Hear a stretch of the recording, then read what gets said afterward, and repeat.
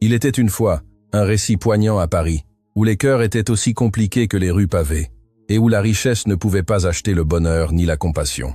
Personne ne voulait s'occuper du riche homme malade jusqu'à ce que l'aide à domicile et ses enfants ne frappent à sa porte.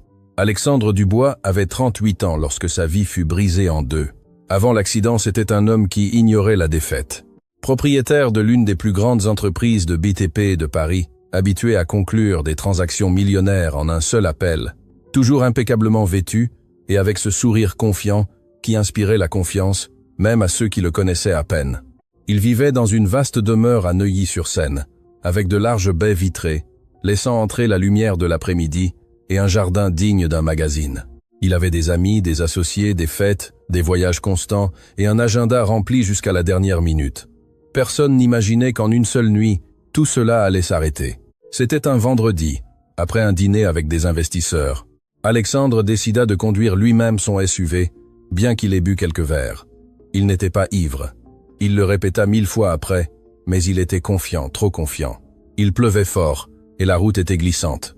Il reçut un appel en conduisant. C'était sa sœur cadette, Marianne, qui voulait parler d'une affaire familiale. Alexandre répondit sans réfléchir. En une seconde, les phares d'un poids lourd apparurent devant lui. Il tenta de tourner le volant, mais les pneus ne répondirent pas. Le choc fut sec, brutal. Le son du métal se tordant resta gravé dans l'esprit de ceux qui arrivèrent les premiers sur les lieux. Quand il se réveilla à l'hôpital, il ne comprenait pas pourquoi il ne sentait plus ses jambes. Il tenta de bouger, mais son corps ne répondit pas. Il vit les visages tendus des médecins et sut que quelque chose n'allait pas du tout. Les semaines suivantes furent un mélange de chirurgie, de douleurs et de nouvelles tombant comme des pierres. Lésion de la moelle épinière, dommages irréversibles, probabilité minimale de remarcher un jour. Alexandre ne pleura pas quand on le lui dit. Il resta juste à fixer le plafond blanc de l'hôpital, comme s'il attendait que quelqu'un dise que tout était une erreur, mais personne ne le dit. Quand il rentra enfin chez lui, ce n'était plus le même homme qui était parti cette nuit-là. Le fauteuil roulant devint une partie de sa routine. Au début, il tenta de garder le contrôle de l'entreprise depuis son bureau à domicile, mais son caractère changea. Il devint impatient, explosif. Le moindre détail le dérangeait. Si le café n'était pas assez chaud, il criait. Si le chauffeur arrivait 5 minutes en retard, il le renvoyait. Les infirmières que la famille engageait ne restaient pas plus de quelques jours. Certaines partaient en pleurant, d'autres ne revenaient tout simplement pas après le premier quart de travail. Alexandre rejetait l'aide, lançait des commentaires blessants, fermait la porte de son bureau pendant des heures. Ses anciens amis cessèrent de lui rendre visite. Au début, il venait chaque semaine, puis chaque mois, jusqu'à ce qu'il ne vienne plus. Les réceptions à la maison se terminèrent. Le jardin restait vert, mais personne n'en profitait plus. Marianne tenta de se rapprocher de lui, mais Alexandre la blâmait en silence pour cet appel qu'il avait reçu quelques secondes avant l'accident.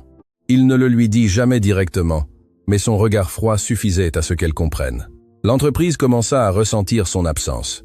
Bien qu'il en fût toujours le propriétaire, il délégua de nombreuses décisions à son beau-frère Richard, qui se proposa d'aider pendant sa convalescence. Alexandre accepta, n'ayant pas l'énergie de discuter. Chaque jour ressemblait au précédent.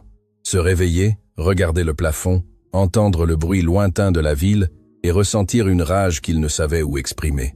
Il détestait dépendre des autres pour s'habiller, pour se déplacer, pour quelque chose d'aussi simple que de descendre au jardin. Il détestait voir son reflet assis, immobile. La physiothérapie était un autre supplice. Les médecins insistaient pour qu'il essaie, mais il répondait avec sarcasme et abandonnait les séances prématurément. Peu à peu, il cessa d'essayer. Il se convainquit que c'était sa nouvelle vie et que rien ne la changerait. La presse, qui le recherchait autrefois pour des interviews d'affaires, publiait désormais de brèves notes sur l'entrepreneur paralysé. Certains parlaient de tragédie, d'autres de leçons de vie. Alexandre ne lisait rien. Il fit retirer les miroirs de sa salle de sport à domicile, car il ne supportait pas de s'y voir. Immobile là où il s'entraînait tous les matins, les nuits étaient pires. Le silence devenait lourd, et les souvenirs de l'accident revenaient avec force. Le bruit du camion, le choc, l'odeur d'essence. Il se réveillait en sueur, le cœur battant. Mais le lendemain, il remettait son masque d'homme fort qui n'a besoin de personne. Au fil des mois, son caractère devint son pire ennemi. Les employés marchaient prudemment lorsqu'ils étaient près de lui. Personne ne savait quelle version d'Alexandre ils allaient rencontrer. Il pouvait rester silencieux pendant des heures et soudainement exploser pour un rien. La grande maison commença à se sentir vide, comme si les murs gardaient l'écho de ce qu'il avait été et ne l'étaient plus. 2 ans après l'accident, Alexandre sortait à peine de sa propriété, rejetait les invitations, ignorait les appels, vivait enfermé dans une routine grise, avait de l'argent à revendre, mais ne trouvait de sens à rien. La seule chose qui semblait le maintenir en mouvement était l'orgueil. Il ne voulait pas que quiconque le voie faible. Il ne voulait pas de compassion, il préférait être perçu comme un homme difficile plutôt que comme quelqu'un de brisé. Cependant, au fond, il y avait des moments où la solitude lui pesait plus que le fauteuil roulant. Des moments où il regardait par la fenêtre et voyait les enfants du voisinage jouer dans la rue, courir sans penser à rien, et ressentait un vide qu'il ne savait comment combler. Mais au lieu de l'admettre, il fermait les rideaux et demandait à ne pas être dérangé. Ainsi vivait Alexandre Dubois, piégé dans sa propre maison, avec une fortune intacte et un cœur rempli de colère, sans imaginer que très bientôt quelqu'un frapperait à sa porte et changerait le cours de tout ce qu'il croyait perdu. Ce matin-là, la maison d'Alexandre était plus silencieuse que d'habitude. 3 jours seulement s'étaient écoulés depuis que la dernière infirmière était partie en pleurant après qu'il l'ait réprimandée pour avoir déplacé un tableau. Marianne était désespérée. Elle avait appelé plusieurs agences, mais quand elles entendaient le nom d'Alexandre Dubois et l'adresse à Neuilly-sur-Seine, beaucoup de gens refusaient le travail sans hésiter. La réputation d'homme insupportable s'était déjà répandue dans toute la ville. Pendant ce temps, dans un quartier beaucoup plus modeste de l'autre côté de Paris, Lucie Martine finissait de coiffer sa fille Zoé devant un petit miroir à un coin cassé. Elle avait 30 ans, les cheveux attachés en une simple queue de cheval et des cernes qu'elle ne parvenait pas à cacher. Son fils Thomas était déjà assis à table, attendant son petit déjeuner. Lucie vérifia son portable pour la 5e fois. Elle avait envoyé sa candidature pour le poste d'aide à domicile sans grand espoir. Elle travaillait comme nounou à l'heure, faisait le ménage quand il y avait de quoi, mais ce n'était pas suffisant. Depuis que son mari Raoul était mort dans un accident de voiture 2 ans auparavant, tout était devenu difficile. Les dettes de l'hôpital, le loyer, l'école des enfants. Ce matin-là, elle reçut l'appel inattendu. L'agence lui dit que le travail était difficile, que le patient avait mauvais caractère et que beaucoup de gens ne tenaient même pas une semaine. Le salaire, cependant, était plus que ce que Lucie gagnait en un mois entier. Elle regarda ses enfants et sut qu'elle ne pouvait pas laisser passer cette opportunité. Elle leur promit que tout irait bien et les laissa chez sa voisine, Madame Dubois, avant de prendre le bus en direction de l'adresse qu'on lui avait donnée. Quand elle descendit devant l'énorme demeure d'Alexandre, elle sentit ses jambes trembler, le grand portail, le jardin parfait, la façade moderne qui imposait le respect. Elle arrangea sa simple blouse et sonna. Un garde ouvrit et la fit entrer sans dire grand-chose. Le sol brillait tant que Lucie eut peur de le salir avec ses chaussures usées. Marianne la reçut dans le salon. Elle lui expliqua rapidement la situation sans fioriture. « Mon frère est compliqué, dit-elle, mais il a besoin d'aide. Si vous décidez de rester, je vous en serai très reconnaissante. » Lucie inspira profondément et hocha la tête. Il n'y avait pas de retour en arrière. Quand elle entra dans le bureau où Alexandre passait la majeure partie de la journée, elle le vit de dos, regardant par la fenêtre. Le fauteuil roulant était devant la baie vitrée, et il avait les bras croisés. Marianne annonça son nom et sortit presque immédiatement, comme si elle ne voulait pas assister à la scène. Alexandre tourna lentement sa chaise et la regarda de haut en bas. Il ne dit pas bonjour. Il n'offrit pas de siège, se contentant de demander combien de temps elle comptait rester avant de s'enfuir comme les autres. Lucie sentit le coup de ces mots, mais ne baissa pas le regard. Elle répondit qu'elle n'était pas venue pour fuir, qu'elle était venue pour travailler. Alexandre laissa échapper un rire sec et lui dit que tout le monde disait la même chose le premier jour. Il lui expliqua d'un ton froid qu'il n'avait besoin ni de compassion ni de conseil, que si elle était là, c'était pour exécuter des ordres, et rien d'autre. Lucie hocha la tête sans discuter, s'approcha, et lui demanda quelle était sa routine. Alexandre fronça les sourcils, surpris qu'elle n'essaie pas de lui parler avec pitié. Il lui dit qu'à cette heure-là, il révisait normalement des documents de l'entreprise et qu'il n'avait pas besoin d'aide. Elle resta debout quelques secondes, ne sachant si elle devait partir ou rester. Finalement, elle décida de ranger un peu le bureau qui était rempli de papiers désordonnés. Alexandre l'observait attentivement, attendant qu'elle fasse une erreur pour la réprimander. Quand elle déplaça un dossier, il éleva la voix et lui dit de ne rien toucher sans permission. Lucie s'arrêta immédiatement et lui demanda comment il préférait que tout soit rangé. Cette réponse le déconcerta un peu. Il n'était pas habitué à ce que quelqu'un lui réponde sans peur, mais sans défi non plus. Le premier accrochage fut inévitable. À l'heure du déjeuner, Lucie apporta le plat que la cuisinière avait préparé. Alexandre en goûta à peine une bouchée et dit qu'il était froid. Elle toucha l'assiette et constata qu'elle était chaude. Sans discuter, elle la rapporta à la cuisine et la rendit quelques minutes plus tard. Alexandre la regarda, s'attendant à ce qu'elle se plaigne. Elle lui demanda juste s'il avait besoin de quelque chose d'autre. La tension était palpable dans l'air, comme si un mot pouvait déclencher une dispute. L'après-midi, Lucie l'aida à se déplacer sur la terrasse. Le mouvement fut maladroit au début, mais elle le soutint fermement.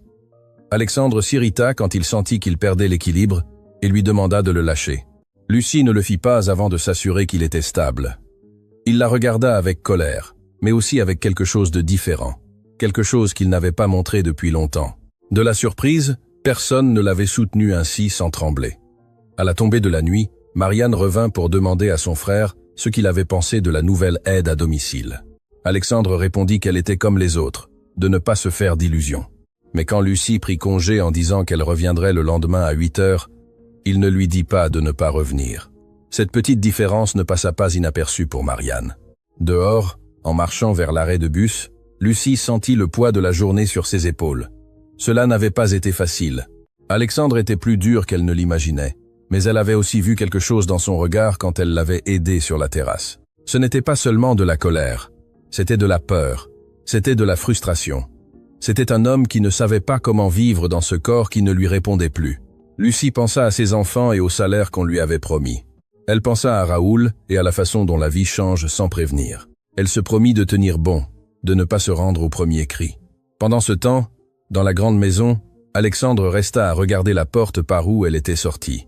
Il ne comprenait pas pourquoi cette femme n'avait pas réagi comme les autres. Elle n'avait pas eu pitié de lui. Elle n'avait pas essayé de lui faire des discours.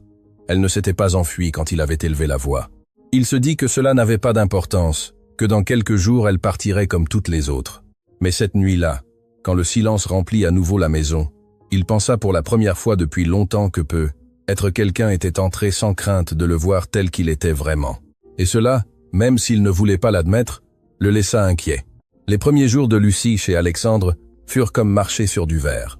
Chaque matin, elle arrivait ponctuellement, les cheveux attachés et un petit carnet où elle notait les horaires, les médicaments et tout détail qui pourrait l'aider à ne pas commettre d'erreur. Alexandre était déjà réveillé quand elle entrait dans le bureau. Parfois, il faisait semblant de ne pas la voir. D'autres fois, il la regardait directement, comme s'il cherchait une raison de lui dire de ne pas revenir. L'atmosphère était lourde dès le matin. Si Lucie ouvrait les rideaux pour laisser entrer la lumière, il disait que la clarté le dérangeait. Si elle les laissait fermés, il demandait pourquoi la maison ressemblait à une grotte. Rien ne semblait aller. Un matin, alors qu'elle arrangeait les coussins du fauteuil roulant pour qu'il n'ait pas mal au dos, Alexandre lui dit qu'il n'avait pas besoin qu'on le traite comme un invalide. Lucie s'arrêta, le regarda et lui répondit qu'elle ne le voyait pas ainsi, qu'elle faisait juste son travail. Il laissa échapper un rire court et lui dit que tout le monde disait la même chose. Cette phrase devint constante. Tout le monde dit la même chose. Tout le monde promet de rester. Tout le monde s'en va. Lucie écoutait sans s'accrocher. Au lieu de répondre par de longs discours, elle se concentrait sur les actions. Elle lui apportait le café comme il l'aimait, fort et sans sucre. Elle apprit rapidement où il rangeait chaque document. Elle remarqua que même s'il semblait désordonné, il avait son propre système.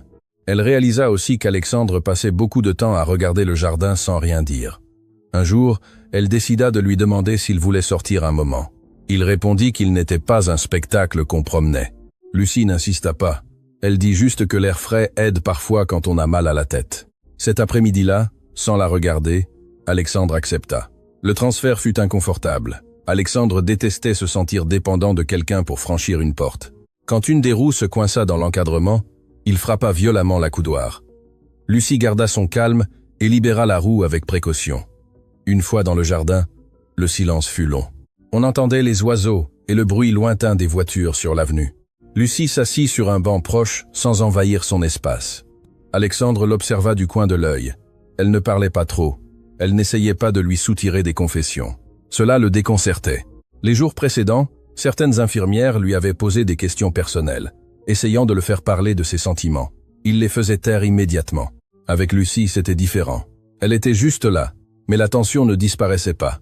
Un après-midi, alors qu'il révisait des papiers de l'entreprise arrivés par courrier, Lucie remarqua qu'Alexandre fronçait les sourcils en lisant certains chiffres. Sans réfléchir, elle lui demanda s'il voulait qu'elle appelle quelqu'un. Alexandre explosa. Il lui dit de ne pas se mêler de ce qu'elle ne comprenait pas, que son travail n'était pas de donner son avis sur les affaires. Sa voix sortit plus forte qu'il ne s'y attendait. Lucie recula d'un pas, surprise. Mais elle ne pleura, ni ne discuta. Elle se contenta de dire qu'elle voulait juste aider. Alexandre tourna la chaise et lui tourna le dos. Ce jour-là, presque tout s'arrêta. À la tombée de la nuit, Marianne appela pour demander comment ça allait. Alexandre répondit que c'était comme d'habitude. Quand Marianne demanda des nouvelles de Lucie, il dit qu'il verrait combien de temps elle tiendrait. Cette même nuit, Lucie fut sur le point de ne pas revenir. Chez elle, alors qu'elle aidait Thomas avec ses devoirs et écoutait Zoé lui raconter quelque chose de l'école, elle pensa aux cris, au regard froid d'Alexandre. Elle pensa à chercher un autre travail moins lourd, mais ensuite elle ouvrit l'enveloppe avec le premier paiement de la semaine et comprit qu'elle ne pouvait pas se permettre d'abandonner. Le lendemain, elle revint. Alexandre fut surpris de la voir entrer comme si rien ne s'était passé. Il ne dit rien, mais son expression changea à peine une seconde. Ce matin-là, quelque chose se produisit, qui marqua une petite avancée. Alexandre tenta d'atteindre un livre sur une étagère basse. La chaise ne lui permit pas de s'approcher suffisamment, il s'étira trop et perdit l'équilibre. Lucie réagit rapidement et le retint avant qu'il ne tombe. Pendant quelques secondes, ils restèrent très proches. Alexandre respirait fort, plus par rage que par effort. Il s'attendait à ce qu'elle dise quelque chose comme « Attention » ou « Je vous l'avais dit », mais Lucie se contenta de replacer la chaise et de lui tendre le livre sans faire de commentaires. Ce silence fut différent. Il n'était pas gênant. C'était comme si elle comprenait qu'il n'avait pas besoin de rappel de sa limitation. Au fil des jours, ils commencèrent à avoir de courtes conversations, presque forcées par la routine.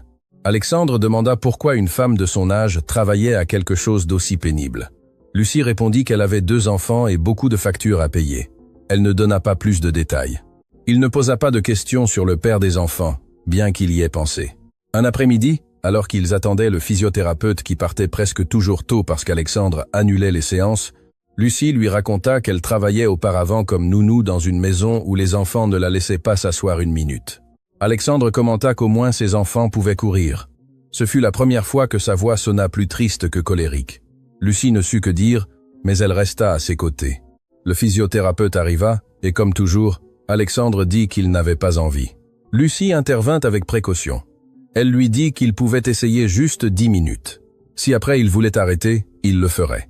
Alexandre hésita, mais accepta. Ces 10 minutes furent tendues. Chaque mouvement semblait un rappel de ce qu'il avait perdu. Cependant, à la fin, il ne demanda pas au thérapeute de partir plus tôt. Ce fut un petit changement, presque invisible, mais réel. Ce soir-là, lorsque Lucie prit congé, Alexandre l'appela, avant qu'elle ne sorte. Il lui demanda à quelle heure elle reviendrait le lendemain. Elle répondit à 8 heures, comme toujours. Il hocha la tête sans la regarder directement. Ce n'était ni une excuse pour les cris, ni une promesse de s'améliorer, mais ce n'était pas non plus un rejet. La cohabitation restait difficile. Il y avait des moments où Alexandre élevait à nouveau la voix, et des jours où Lucie arrivait le cœur serré, ne sachant quelle version de lui elle trouverait. Cependant, quelque chose commençait à bouger sous cette surface tendue. Ce n'était pas encore de la confiance ni de l'amitié. C'était à peine un petit espace où tout n'était plus colère.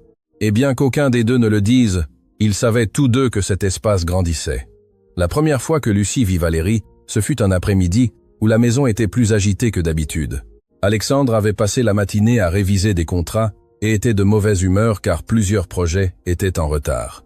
Lucie organisait des documents quand elle entendit le bruit de talons fermes traversant le sol de marbre. Ce n'était pas Marianne. Ce pas avait de l'assurance et quelque chose de plus, comme si chaque coup sur le sol marquait son territoire. Valérie apparut à la porte du bureau sans frapper, grande, bien habillée, les cheveux lisses parfaitement coiffés et un sourire qui n'atteignait pas les yeux. Elle regarda Lucie de haut en bas, avec une expression qui n'avait pas besoin de mots pour être comprise. Puis elle porta son attention sur Alexandre, et son ton devint doux, presque exagéré. Elle lui demanda comment il allait, s'il avait besoin de quelque chose, s'il avait examiné les derniers états financiers. Alexandre répondit par de courtes phrases. Lucie remarqua que sa posture devenait plus rigide lorsque Valérie était proche. Valérie était l'épouse de Richard, le beau-frère qui avait pris de nombreuses décisions dans l'entreprise depuis l'accident. Elle participait également aux réunions, bien qu'elle n'ait officiellement pas de poste clair. Elle disait qu'elle ne faisait qu'aider, mais sa présence dans le bureau improvisé de la maison était constante. Ce jour-là, elle portait un épais dossier sous le bras. Elle s'approcha du bureau, sans demander la permission, et commença à expliquer qu'il fallait signer des documents urgents. Alexandre prit le stylo. Mais avant de signer, il examina attentivement quelques chiffres, fronça les sourcils, demanda pourquoi certaines dépenses avaient tant augmenté. Valérie répondit rapidement, avec des explications techniques qui semblèrent répétées. Lucie, qui rangeait des feuilles, remarqua qu'Alexandre n'était pas entièrement convaincu. Quand il demanda du temps pour réviser calmement, le sourire de Valérie se tendit à peine une seconde. Elle dit qu'il n'y avait pas de temps, que les associés faisaient pression. Alexandre laissa finalement le stylo sur le bureau et dit qu'il signerait plus tard. Le silence qui suivit fut gênant. Valérie détourna le regard vers Lucie et demanda qui elle était. Alexandre répondit que c'était sa nouvelle aide à domicile.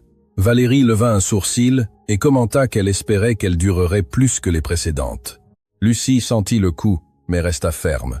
Elle répondit qu'elle était là pour travailler et rien d'autre. Valérie sourit sans chaleur et dit que dans cette maison c'était simple. Puis elle s'approcha d'Alexandre et, d'un ton plus bas, lui rappela qu'il devait faire confiance à la famille, que les employés allaient et venaient, mais que le sang était le sang. Lucie n'entendit pas tout, mais elle comprit le message. Quand Valérie partit, elle laissa dans l'air un parfum fort et un sentiment de contrôle. Alexandre resta silencieux plusieurs minutes. Lucie osa demander s'il voulait qu'elle classe les documents. Il répondit que non, qu'il les laisserait ainsi. Cet après-midi-là, alors qu'elle l'aidait à se déplacer vers la salle à manger, Alexandre commenta que Valérie était toujours attentive à tout depuis l'accident. Il dit que sans Richard et elle, l'entreprise se serait effondrée, mais sa voix ne sonnait pas reconnaissante, mais fatiguée.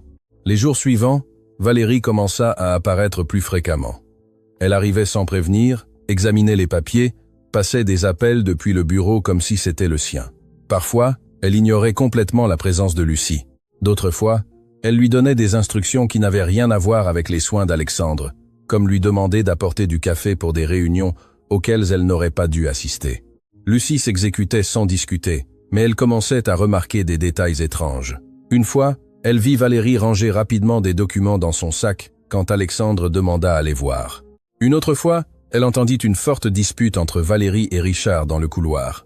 Ils parlaient de délais, de virements, de la nécessité qu'Alexandre ne vérifie pas certains mouvements.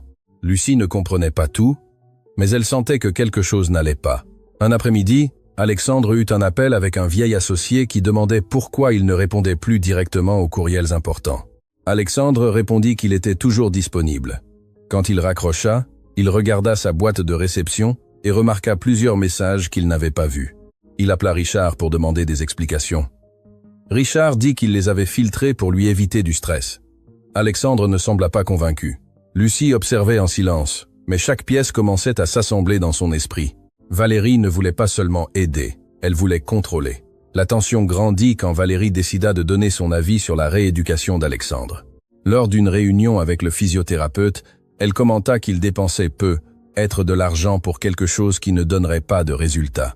Elle dit qu'il valait mieux accepter la réalité et se concentrer sur l'entreprise. Alexandre serra les poings. Lucie vit à quel point ces mots l'affectaient plus qu'il ne voulait le montrer. Ce soir-là, une fois Valérie partie, Alexandre resta silencieux pendant des heures. Finalement, il dit que ils avaient raison, il était inutile d'insister sur les thérapies. Lucie le regarda et lui demanda si c'était sa décision ou celle de quelqu'un d'autre. Il ne répondit pas, mais la question resta en suspens. Les jours suivants furent plus tendus. Valérie commença à remettre en question la présence de Lucie. Elle dit à Marianne qu'elle ne lui faisait pas confiance, que personne ne savait vraiment qui elle était. Elle insinua même qu'elle pourrait profiter de la situation. Marianne défendit Lucie, mais le doute était semé. Un matin, alors que Lucie organisait l'archive numérique sur l'ordinateur d'Alexandre, elle trouva un dossier contenant des états financiers récents. Elle remarqua des mouvements d'argent vers des comptes qu'elle ne reconnaissait pas. Elle n'était pas une experte, mais les chiffres étaient élevés. Juste à ce moment, Valérie entra sans frapper. En voyant l'écran, son expression changea. Elle referma l'ordinateur portable d'un coup sec et dit à Lucie qu'elle ne devait pas consulter des choses qui ne la concernaient pas. Alexandre, qui se trouvait à l'autre bout du bureau, observa la scène en silence. Pour la première fois, il ne défendit pas immédiatement Valérie. Il se contenta de demander ce qui se passait. Valérie répondit que l'aide à domicile était en train de consulter des informations privées. Lucie expliqua qu'elle ne faisait qu'organiser les fichiers comme il le lui avait demandé. L'ambiance devint tendue. Alexandre demanda de laisser l'ordinateur tranquille pour la journée. Valérie partit, agacée. Lorsqu'ils furent seuls, Alexandre regarda Lucie avec un mélange de doute et de curiosité. Il lui demanda exactement ce qu'elle avait vu. Lucie hésita une seconde, mais décida d'être honnête. Elle lui parla des transferts et des montants qui lui semblaient étranges. Alexandre garda le silence, traitant l'information. Ce fut la première fois que le regard de méfiance qu'il dirigeait toujours vers le monde n'était pas dirigé vers elle, mais vers quelqu'un d'autre. Et tandis que le soleil tombait sur le jardin, quelque chose commença à changer, non seulement entre eux, mais aussi dans la façon dont Alexandre voyait la famille qui disait le protéger. Dès l'instant où Lucie a vu ces mouvements étranges sur l'ordinateur, elle n'a plus pu s'empêcher d'y penser. Elle n'était ni comptable ni experte en finance, mais elle avait géré chaque centime chez elle pendant des années. Elle savait reconnaître quand quelque chose ne collait pas. Cette nuit-là, elle ne dormit presque pas.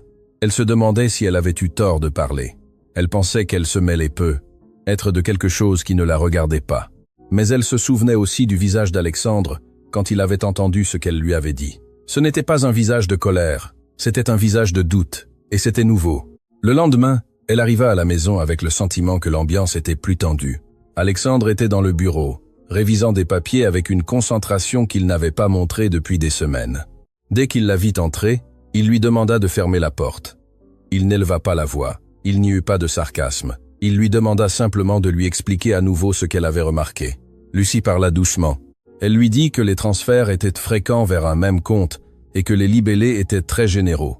Frais d'exploitation, conseils externes, paiements urgents, mais les montants étaient élevés et répétés. Alexandre fronça les sourcils. Il dit que ces comptes n'étaient pas habituels avant l'accident. Lucie n'ajouta rien. Elle ne voulait pas paraître accuser qui que ce soit. Il alluma l'ordinateur et lui demanda de lui montrer exactement où elle avait vu cela. Cette fois, quand elle ouvrit le dossier, personne ne le referma d'un coup. Alexandre commença à examiner fichier par fichier. Le silence était si lourd qu'on entendait le clic de la souris comme un marteau. Après quelques minutes, il prit le téléphone et appela Richard. Il lui demanda de venir cet après-midi même avec tous les états financiers détaillés. Sa voix était ferme, différente de celle des semaines précédentes. Lucie remarqua ce changement. C'était comme si quelque chose en lui s'était activé. Avant l'arrivée de Richard, Valérie apparut la première. Elle entra avec cette assurance qui était devenue habituelle. Elle dit qu'elle avait entendu qu'Alexandre voulait revoir les comptes. Elle tenta de paraître calme, mais elle était visiblement tendue. Elle expliqua que tout était sous contrôle, qu'il n'était pas nécessaire de se méfier de la famille. Alexandre la regarda sans ciller. Il lui dit que revoir les chiffres n'était pas se méfier, c'était son droit en tant que propriétaire. Valérie serra les lèvres, regarda Lucie comme si elle savait d'où venait l'inquiétude. Ce regard était clair. Elle la pointait du doigt sans mots. Quelques heures plus tard, Richard arriva avec plusieurs dossiers. Le bureau se transforma en une sorte de salle d'interrogatoire. Alexandre demanda à Lucie de rester. Valérie fronça les sourcils, mais ne dit rien. Richard commença à expliquer les mouvements. Il parla d'investissement temporaire, de paiement anticipé, d'opportunités à ne pas manquer, mais chaque explication comportait des lacunes. Alexandre posait des questions directes, des dates exactes, des noms de fournisseurs, des contrats signés. Richard hésitait plus qu'il n'aurait dû. Lucie observait en silence, mais sentait que l'air devenait plus lourd. À un moment donné, Alexandre demanda à voir les justificatifs d'un virement spécifique qui se répétait chaque mois. Richard chercha parmi les papiers et dit qu'il ne les avait pas là, qu'il les enverrait plus tard. Cette réponse ne plut pas à Alexandre. Son regard changea. Ce n'était plus celui d'un homme fatigué, c'était celui de quelqu'un qui commençait à sérieusement soupçonner. Quand la réunion se termina, Valérie s'approcha de Lucie dans le couloir. Elle lui dit qu'elle devait se rappeler quelle était sa place dans cette maison, qu'elle n'était pas là pour semer le doute dans la tête d'Alexandre. Lucie sentit l'envie de répondre avec force, mais se retint. Elle dit seulement que son seul intérêt était de bien faire son travail. Valérie se pencha un peu vers elle et l'avertit que dans les grandes affaires, les choses ne sont pas aussi simples qu'il y paraît. Puis elle partit. Cet avertissement resta dans l'esprit de Lucie. Cet après-midi-là, Alexandre demanda quelque chose qu'il n'avait pas fait depuis longtemps. Il voulut aller au siège social de l'entreprise. Marianne fut surprise d'entendre cette décision. Elle tenta de le convaincre de ne pas trop se fatiguer, mais il insista. Lucie l'aida à se préparer. Le trajet fut silencieux. En arrivant au bâtiment, plusieurs employés restèrent à le regarder. Certains semblaient nerveux, d'autres faisaient semblant de normalité. Alexandre demanda à être conduit directement à la salle de réunion. Pendant des heures, il révisa des rapports, parla avec des comptables, demanda des accès dont il n'avait pas besoin auparavant, car il faisait aveuglément confiance à Richard. Peu à peu, d'autres incohérences commencèrent à apparaître. Des factures gonflées, des services payés à des entreprises nouvellement créées, des contrats signés sans son autorisation directe. Chaque nouvelle donnée était comme une pièce qui confirmait ce que Lucie avait vu pour la première fois presque par accident. Valérie arriva au bureau alors qu'il était déjà tard. Elle tenta d'intervenir en disant que tout avait une explication, mais Alexandre ne l'écoutait plus avec la même confiance. Lucie resta à l'écart, consciente que son rôle n'était pas de se mettre en avant. Cependant, elle savait que ce jour-là avait marqué un avant et un après. Quand ils rentrèrent à la maison, Alexandre était épuisé. Mais il y avait quelque chose de différent dans son regard. Ce n'était pas seulement de la colère, c'était de la détermination. Il demanda à Lucie d'organiser tous les fichiers numériques à partir du début de l'année pour le lendemain. Il dit qu'il voulait tout vérifier personnellement. Lucie hocha la tête. Elle savait que cela aurait des conséquences. Ce soir-là, en prenant congé, Alexandre l'appela par son nom. Ce fut la première fois qu'il le fit sans froideur. Il la remercia. Même si on l'entendit à peine, Lucie sentit un nœud dans la gorge. Ce n'était pas une victoire, ce n'était pas une célébration. C'était à peine le début de quelque chose de plus grand. Mais au milieu de cette maison pleine de tensions, elle comprit qu'elle n'était plus seulement l'aide à domicile que personne ne s'attendait à voir durer. Elle était devenue la personne qui avait ouvert une porte que d'autres voulaient garder fermée. Et de l'autre côté de cette porte, il y avait bien plus que des chiffres mal placés. Les jours suivant la visite au bureau furent intenses. Alexandre ne dormait presque pas. Il restait tard à réviser des dossiers, comparer des chiffres, passer des appels qu'il déléguait autrefois sans y penser. Lucie le trouvait plus concentré, mais aussi plus tendu. La pression commençait à peser. Il goûtait à peine la nourriture et refusait de se reposer. Marianne tentait de le convaincre de se calmer, mais il était déterminé à comprendre ce qui s'était passé avec son entreprise pendant qu'il était enfermé dans sa propre rage. Valérie, en revanche, apparut moins souvent à la maison. Mais quand elle le faisait, son sourire semblait plus forcé. L'ambiance était lourde. Un après-midi, alors que Lucie organisait les documents dans le bureau, Alexandre commença à respirer différemment. Au début, c'était léger, comme s'il était fatigué. Elle leva les yeux et remarqua que son visage était plus pâle que d'habitude. Elle lui demanda s'il se sentait bien. Il répondit que oui, qu'il avait juste un peu mal à la tête. Il tenta de continuer à lire, mais sa main commença à trembler. Lucie laissa ce qu'elle faisait et s'approcha. Sa respiration devint rapide et désordonnée. Alexandre serra sa poitrine d'une main, comme si quelque chose l'oppressait de l'intérieur. Lucie sentit un coup de peur dans l'estomac, mais ne perdit pas de temps. Elle appela immédiatement le médecin traitant tout en essayant de maintenir Alexandre conscient. Il essayait de dire qu'il allait bien, qu'elle n'exagérait pas, mais la sueur sur son front disait autre chose. Lucie l'aida à s'allonger sur le canapé. Elle lui releva un peu les jambes, comme on le lui avait appris en premier secours, et lui parlait calmement pour qu'il ne panique pas. Les minutes semblaient éternelles. Marianne arriva en courant lorsqu'elle entendit le tumulte. Voir son frère ainsi la laissa paralysée un instant. Le médecin arriva peu après et examina rapidement Alexandre. Il dit que cela ressemblait à une forte crise d'anxiété combinée à un épuisement extrême, mais qu'il devait l'emmener à l'hôpital pour écarter quelque chose de plus grave. L'ambulance arriva avec des gyrophares qui rompirent le calme de la rue. Pendant qu'on le montait, Alexandre chercha Lucie du regard. Il ne dit rien, mais ses yeux reflétaient quelque chose de différent de la colère habituelle. C'était une peur réelle. À l'hôpital, les examens confirmèrent qu'il n'y avait pas de problème cardiaque grave, mais un niveau de stress très élevé. Le médecin fut clair. S'il continuait ainsi, cela pourrait se compliquer. Il lui recommanda de ralentir, de mieux dormir et de ne pas tout porter seul. Alexandre écoutait en silence.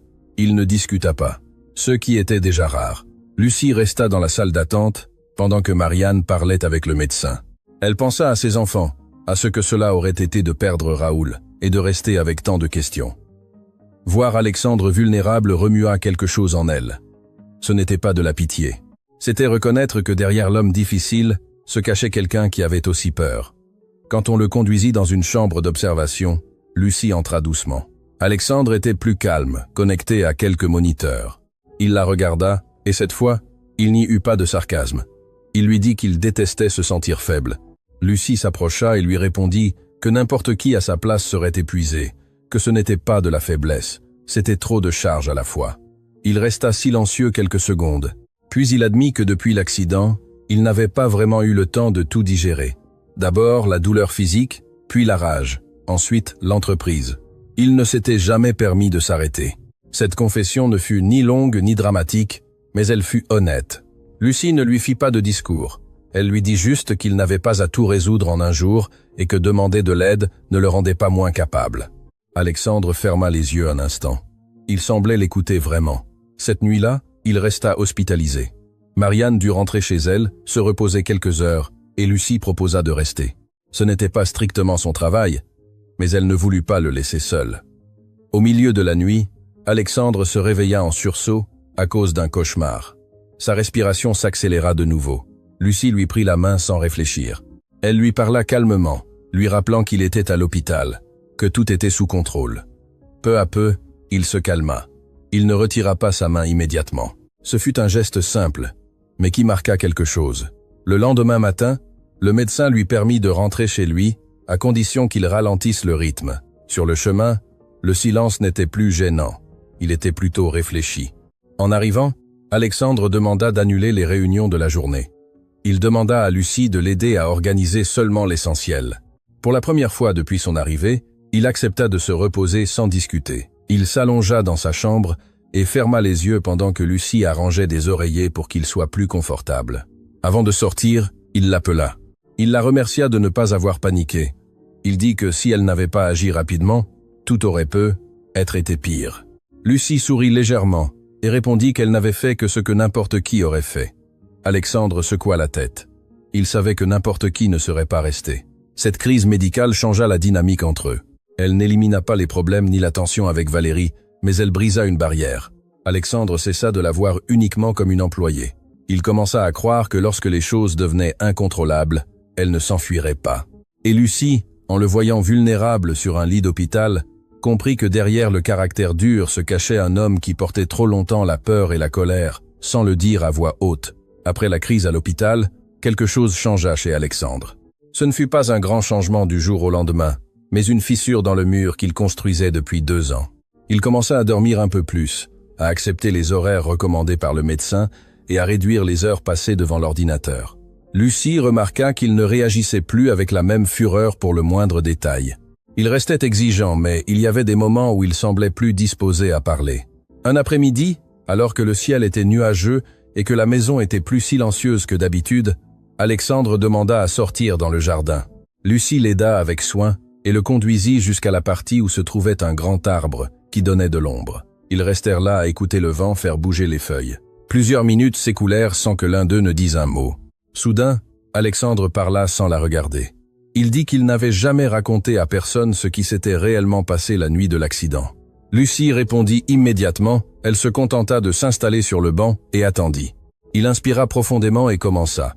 Il raconta que cette nuit-là, il n'avait pas seulement bu quelques verres, mais qu'il était aussi distrait par une dispute avec Richard. Il dit qu'avant le dîner, ils avaient parlé d'un gros investissement qui ne le convainquait pas. Richard insistait sur le fait que c'était une opportunité unique. Alexandre décida de reporter la conversation à un autre jour, mais le sujet lui trottait dans la tête. Quand Marianne appela pendant qu'il conduisait, il était déjà agacé. Il répondit plus par impulsion que par nécessité. Pendant qu'il parlait avec elle, il vit les lumières du poids lourd trop tard. Il dit qu'il pouvait toujours entendre le bruit de l'impact chaque fois qu'il fermait les yeux. Sa voix ne tremblait pas, mais elle était plus basse. Lucie l'écoutait sans l'interrompre. Alexandre confessa que pendant des mois, il avait blâmé Marianne pour cet appel, bien qu'au fond, il sut que la décision de répondre lui appartenait. Il dit aussi que parfois il se demandait si l'accident n'était que de la malchance ou si quelque chose d'autre avait influencé. Cette dernière phrase alerta Lucie. Il expliqua que l'expertise officielle parlait de pluie et d'excès de vitesse, mais qu'il y avait des détails qui ne lui avaient jamais paru clairs. Par exemple, il se souvenait qu'il y a quelques jours, il avait remarqué que les freins du SUV lui semblaient différents.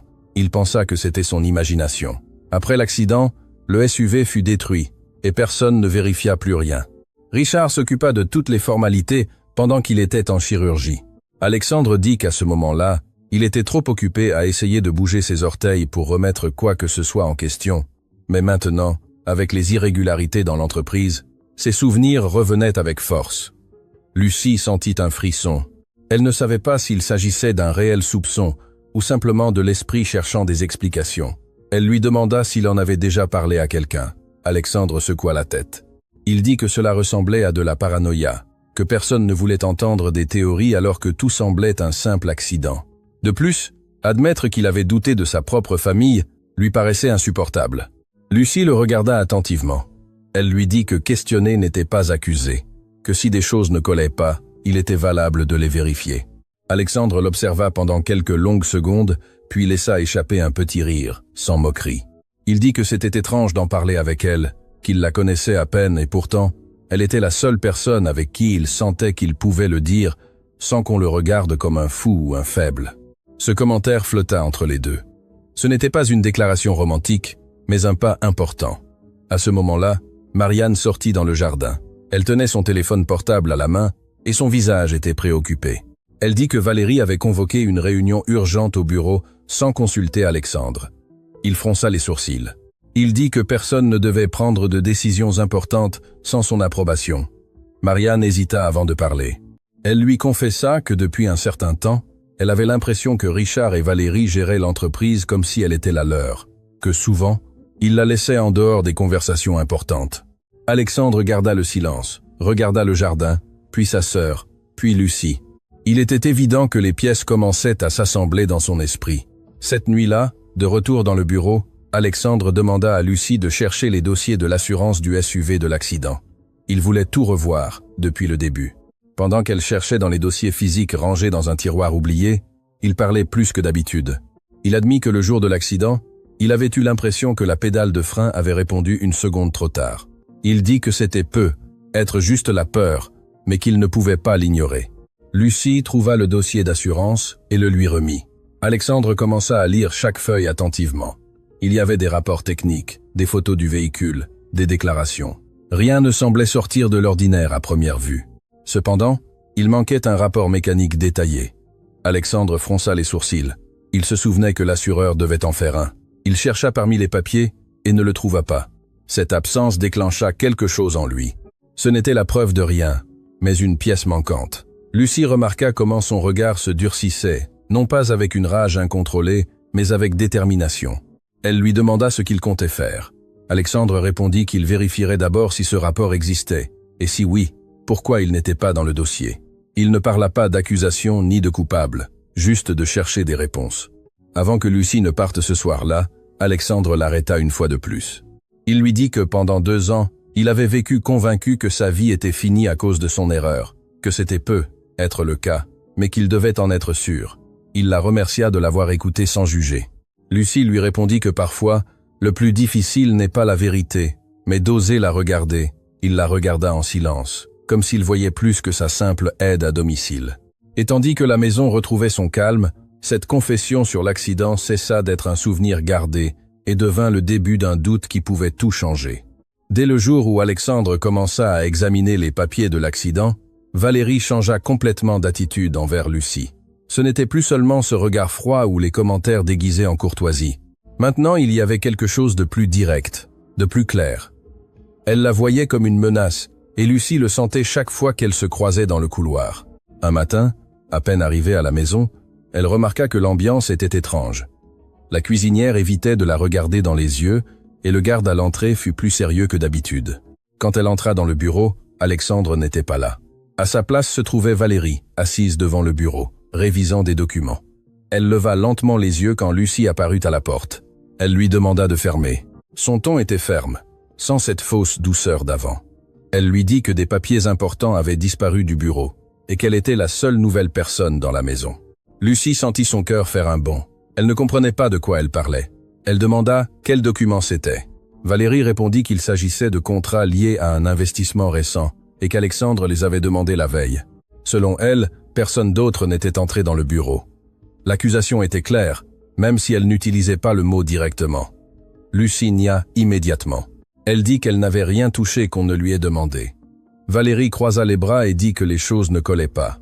À ce moment-là, Alexandre entra dans le bureau, remarqua la tension. Il demanda instantanément ce qui se passait. Valérie prit la parole avant que Lucie ne puisse dire quoi que ce soit. Elle expliqua que des documents manquaient et que par responsabilité, il devait vérifier qui y avait eu accès. Elle regarda Lucie en parlant. Alexandre fronça les sourcils. Il demanda quels documents exactement. Valérie mentionna les contrats. Alexandre resta pensif une seconde, puis dit qu'il les avait lui-même déplacés dans un autre dossier numérique, la veille au soir. Le silence fut lourd. Valérie cligna des yeux, surprise, tenta de garder son sang-froid et dit que peut-être il y avait eu une confusion, mais il était déjà trop tard. L'accusation était lancée. Lucie ressentit un mélange de soulagement et de colère, non pas pour l'erreur, mais pour l'intention. Alexandre regarda Valérie avec une expression qui n'était pas aimable. Il lui dit qu'avant de pointer du doigt quelqu'un, elle devait être sûre. Valérie répondit qu'elle ne faisait que protéger les intérêts de l'entreprise. Puis elle sortit du bureau à pas rapides. Quand ils furent seuls, Alexandre observa Lucie en silence. Il lui demanda d'être honnête, que si à un moment donné elle se sentait mal à l'aise avec la situation, elle le lui dise. Lucie inspira profondément. Elle confessa qu'elle se sentait effectivement mal à l'aise, non pas à cause du travail, mais à cause de la façon dont Valérie la traitait. Elle dit qu'elle n'était pas là pour se mêler de problèmes familiaux, mais qu'elle n'accepterait pas non plus d'accusations injustes. Alexandre hocha la tête lentement. Pour la première fois, il semblait comprendre que la pression ne pesait pas seulement sur lui. Cet après-midi-là, les choses empirèrent. Valérie revint avec Richard et exigea une réunion privée avec Alexandre. Ils insistèrent sur le fait que la présence de Lucie générait des distractions et des conflits. Richard dit que depuis son arrivée, Alexandre était plus méfiant et que cela affectait la stabilité de l'entreprise. Alexandre écoutait sans interrompre. Valérie alla plus loin. Elle suggéra que peut-être Lucie influençait ses décisions, semant le doute là où il n'y en avait pas. Ce fut un coup direct. Quand on appela Lucie dans le bureau, elle savait que quelque chose d'important se passait. Elle entra la tête haute, même si elle ressentait de la peur à l'intérieur. Richard parla le premier. Il dit que, pour le bien de tous, il était préférable qu'elle cherche un autre emploi, que l'entreprise pouvait lui verser une compensation si elle partait immédiatement. Lucie regarda Alexandre. Il ne dit rien au début. Valérie profita du silence pour renforcer l'idée. Elle dit que la maison avait besoin de tranquillité, pas de soupçons. Lucie sentit sa gorge se serrer, mais elle n'allait pas pleurer. Elle expliqua qu'elle n'avait jamais manqué à son travail, qu'elle avait toujours été transparente et que s'il voulait la renvoyer, elle l'accepterait, mais pas sous de fausses accusations. Alexandre leva la main pour arrêter la discussion. Sa voix fut claire. Il dit que la décision de savoir qui travaillait chez lui n'appartenait qu'à lui. Il regarda Richard et Valérie directement. Il assura que Lucie ne partait nulle part. Le silence fut lourd. Valérie tenta de répliquer, mais Alexandre ne la laissa pas faire. Il dit que si quelqu'un semait la méfiance, ce n'était pas la personne qui faisait simplement son travail. Richard serra les lèvres et prit Valérie par le bras pour sortir du bureau avant que la discussion ne dégénère davantage. Quand la porte se referma, Lucie laissa échapper l'air qu'elle retenait. Alexandre s'appuya sur sa chaise, épuisé. Il s'excusa de l'avoir exposée à cela. Elle secoua la tête. Elle dit qu'elle comprenait que la situation était compliquée, mais en elle, quelque chose avait changé. Elle n'était plus seulement l'aide à domicile qui avait besoin d'un emploi. Maintenant, elle était au milieu d'une bataille qu'elle n'avait pas cherchée. Cette nuit-là, en sortant de la maison, elle remarqua que le garde évitait de la regarder à nouveau. Elle sut que les rumeurs couraient déjà. Valérie n'allait pas rester inactive, et même si Alexandre l'avait défendue, cela ne faisait qu'accroître la tension. Alors qu'elle marchait vers l'arrêt de bus, Lucie pensa à ses enfants et à ce qui était en jeu.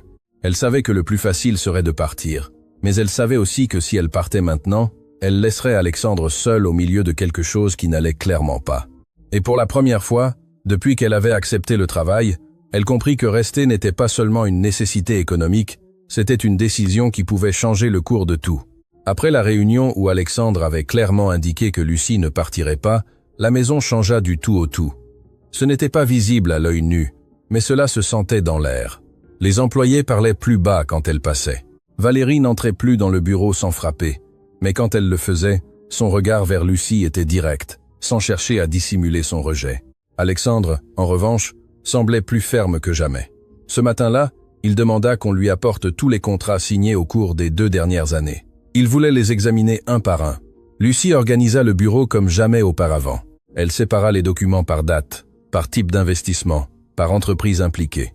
Ils travaillaient en silence, mais c'était un silence différent de celui des premières semaines. Maintenant, il y avait un objectif commun. Au milieu de cette révision, Alexandre trouva quelque chose qui le fit s'arrêter. Une série de paiements autorisés avec sa signature numérique à des dates où il était hospitalisé, encore sous l'effet de sédatifs puissants. Il regarda l'écran plusieurs fois, comme s'il s'attendait à ce qu'il change seul. Il appela Marianne immédiatement. Elle confirma qu'à ces dates, il était à peine conscient.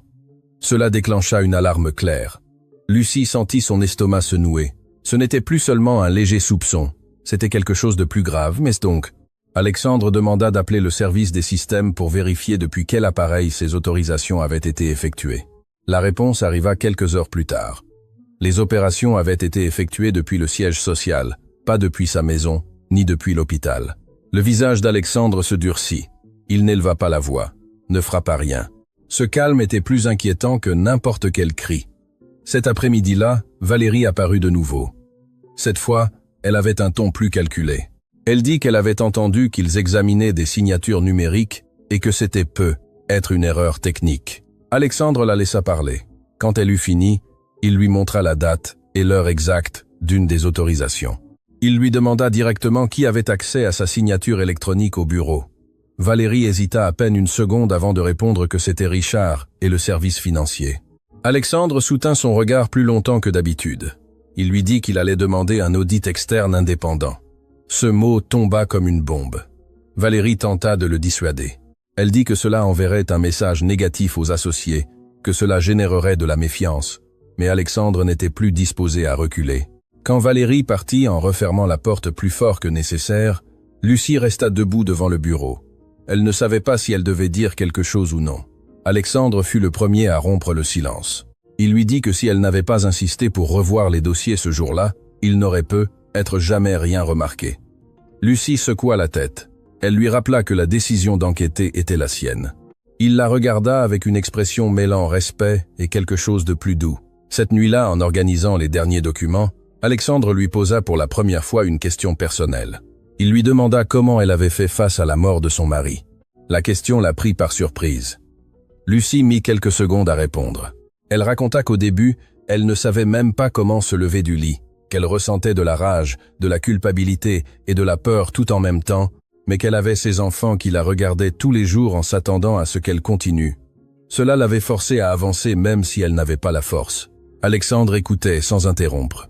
Puis il dit qu'il n'avait pas d'enfants qui le regardaient ainsi, que c'était être pour cela qu'il s'était permis de stagner si longtemps. Lucie lui répondit que ce n'était pas une question d'avoir des enfants, mais de décider de se relever pour soi-même. Ce commentaire ne fut pas une leçon, ce fut une vérité simple. Il hocha la tête lentement. Le lendemain, le premier rapport préliminaire de l'audit arriva. Il confirmait des irrégularités importantes dans plusieurs opérations. Certains virements étaient liés à des sociétés fantômes. Alexandre lut chaque ligne attentivement, ne dit rien pendant plusieurs minutes. Puis il demanda à convoquer Richard pour le lendemain. La tension se sentait même chez le personnel de la maison. Marianne était nerveuse. Elle marchait de long en large, ne sachant comment affronter la possibilité que son propre mari soit impliqué dans quelque chose d'illégal. Lucie restait à l'écart, concentrée sur son travail. Mais elle savait qu'elle était au milieu d'une tempête qui ne faisait que commencer. Ce soir-là, en aidant Alexandre à se déplacer vers sa chambre, il l'arrêta avant qu'elle ne sorte. Il lui dit que quoi qu'il arrive lors de la réunion avec Richard, il voulait qu'elle sache qu'il lui faisait confiance, qu'il ne permettrait plus qu'on la pointe du doigt sans preuve. Lucie sentit un nœud dans la gorge, ne répondit pas par de longs mots. Elle dit juste merci et sortit. En fermant la porte, elle s'appuya un instant contre le mur. Elle réalisa que, sans le chercher, elle était devenue quelqu'un d'important dans la vie de cet homme qui, au début, pouvait à peine la regarder sans colère. Et maintenant, avec l'audit sur la table et une confrontation familiale sur le point d'éclater, la confiance qu'Alexandre venait de lui accorder n'était pas seulement un geste aimable, c'était une déclaration claire qu'il n'était plus seul dans ce combat. Le lendemain matin, à l'arrivée du rapport d'audit, commença par un silence lourd dans la maison. Alexandre parla à peine pendant le petit déjeuner. Il avait le regard fixé sur un point qui n'existait pas, comme s'il repassait chaque chiffre dans sa tête. Lucie remarquait que, malgré le calme extérieur, il livrait une bataille intérieure. La réunion avec Richard aurait lieu dans quelques heures, Mais avant cela, quelque chose d'inattendu se produisit. Le physiothérapeute arriva ponctuellement. Comme tous les mardis et jeudis, pendant des semaines, ces séances avaient été brèves et tendues. Alexandre annulait à mi-parcours ou refusait simplement d'essayer de nouveaux exercices. Mais ce jour-là fut différent. Quand le thérapeute demanda s'il travaillerait comme d'habitude, Alexandre répondit qu'il voulait essayer quelque chose de plus exigeant. Lucie leva les yeux, surprise. Le thérapeute hésita un instant puis expliqua qu'il pouvait essayer des exercices pour renforcer le tronc et améliorer l'équilibre. Il ne promettait pas de miracle, mais de petites avancées si la constance était là. Alexandre hocha la tête sans sarcasme. La séance commença par des mouvements de base. Lucie se plaça sur le côté, prête à aider si nécessaire. L'effort se lisait sur le visage d'Alexandre. Chaque répétition lui coûtait. La sueur apparut sur son front, mais il ne demanda pas à s'arrêter. À un moment donné, le thérapeute suggéra d'essayer de se tenir quelques secondes, appuyé sur des barres parallèles spéciales, installées des semaines auparavant et presque jamais utilisées. Alexandre regarda les barres comme s'il s'agissait d'un défi personnel. Lucie sentit un nœud dans l'estomac. Elle savait que cette tentative pouvait se solder par une frustration. Avec l'aide du thérapeute et la sienne, Alexandre se plaça en position. Ses mains serraient les barres avec force. Le thérapeute compta jusqu'à 3, et avec un soutien, Alexandre souleva légèrement le poids de son corps. Il n'était pas complètement debout, mais pas totalement assis non plus. Ce ne fut qu'une seconde, puis une autre. Ses bras tremblaient. Lucie voyait dans ses yeux quelque chose qu'elle n'avait pas vu depuis son arrivée dans cette maison. Une détermination sans colère. Quand il se rassit, il respirait haletant. Il ne sourit pas, mais ne maudit pas non plus la tentative. Il demanda à répéter. Ils essayèrent plusieurs fois. Il ne réussit pas à tenir longtemps, mais chaque tentative fut une petite avancée. À la fin de la séance, le thérapeute dit que s'il continuait ainsi, il pourrait travailler avec un programme plus intensif. Alexandre hocha la tête, épuisé, mais concentré. Cette décision n'était pas fortuite. Lucie le savait. La révision de l'entreprise, les doutes sur l'accident, la trahison possible de quelqu'un de proche, tout cela le remuait de l'intérieur. C'était comme si reprendre le contrôle de sa vie ne concernait pas seulement l'argent ou les documents, mais aussi son propre corps. Après la thérapie, Alexandre demanda quelques minutes seul avec Lucie. Il lui dit que pendant 2 ans, il s'était convaincu qu'essayer de remarcher était une perte de temps, qu'il préférait se concentrer sur l'entreprise parce qu'au moins là, il sentait qu'il pouvait gagner quelque chose. Mais maintenant, il comprenait que s'il allait affronter ce qu'il découvrait, il devait être fort à tous égards. Lucie l'écouta attentivement. Elle ne lui dit pas que tout serait facile. Elle lui répondit seulement que les petites avancées comptent aussi. Plus tard, Richard arriva pour la réunion. La tension était évidente dès qu'il franchit la porte. Alexandre le reçut dans le bureau avec le rapport d'audit sur le bureau. Lucie resta à proximité, organisant des papiers, mais sans intervenir. La conversation commença formellement, mais devint vite directe. Alexandre montra les irrégularités, les signatures numériques, les sociétés fantômes. Richard tenta d'expliquer chaque point, mais ses réponses n'étaient plus aussi sûres qu'avant. Quand Alexandre évoqua la possibilité d'une plainte formelle, si aucune explication claire n'était donnée, Richard perdit son calme pour la première fois. Il dit qu'il avait tout fait en pensant à protéger l'entreprise pendant qu'il était incapable. Ce mot alluma quelque chose chez Alexandre. Incapable. Le silence qui suivit fut lourd. Alexandre lui dit qu'être en fauteuil roulant ne signifiait pas être hors jeu, qu'il ne lui avait jamais donné la permission d'utiliser sa signature sans autorisation directe. Richard évita son regard. La réunion se termina sans solution claire, mais avec un avertissement ferme. Alexandre exigea un accès total à tous les comptes et annonça que l'audit se poursuivrait jusqu'au bout. Quand Richard partit, la maison fut plongée dans un silence gênant. Marianne était dévastée. Elle ne voulait pas croire que son mari puisse avoir franchi cette ligne. Lucie, de son côté, comprenait que le conflit ne faisait que commencer. Cet après-midi-là, contre toute attente, Alexandre demanda à répéter certains exercices du matin, même sans le thérapeute. Lucie l'aida à se positionner devant les barres. Cette fois, il réussit à tenir une seconde de plus qu'avant. C'était minime, presque imperceptible pour quelqu'un qui regardait de loin, mais pour lui, cela signifiait quelque chose d'énorme. Quand il se rassit, sa respiration était tremblante. Lucie s'agenouilla devant lui pour s'assurer qu'il allait bien. Leurs regards se rencontrèrent à la même hauteur. Il n'y eut pas de grands mots, juste une certitude partagée. Il commençait à se battre vraiment, non seulement contre la trahison qui l'entourait, mais aussi contre l'idée que sa vie avait pris fin cette nuit-là sous la pluie. Et tandis que le soleil commençait à décliner derrière les fenêtres de la maison, Alexandre ne semblait plus l'homme qui attendait que tout se résolve seul. Maintenant, il était décidé à récupérer ce qu'il sentait qu'on lui avait enlevé, pas à pas.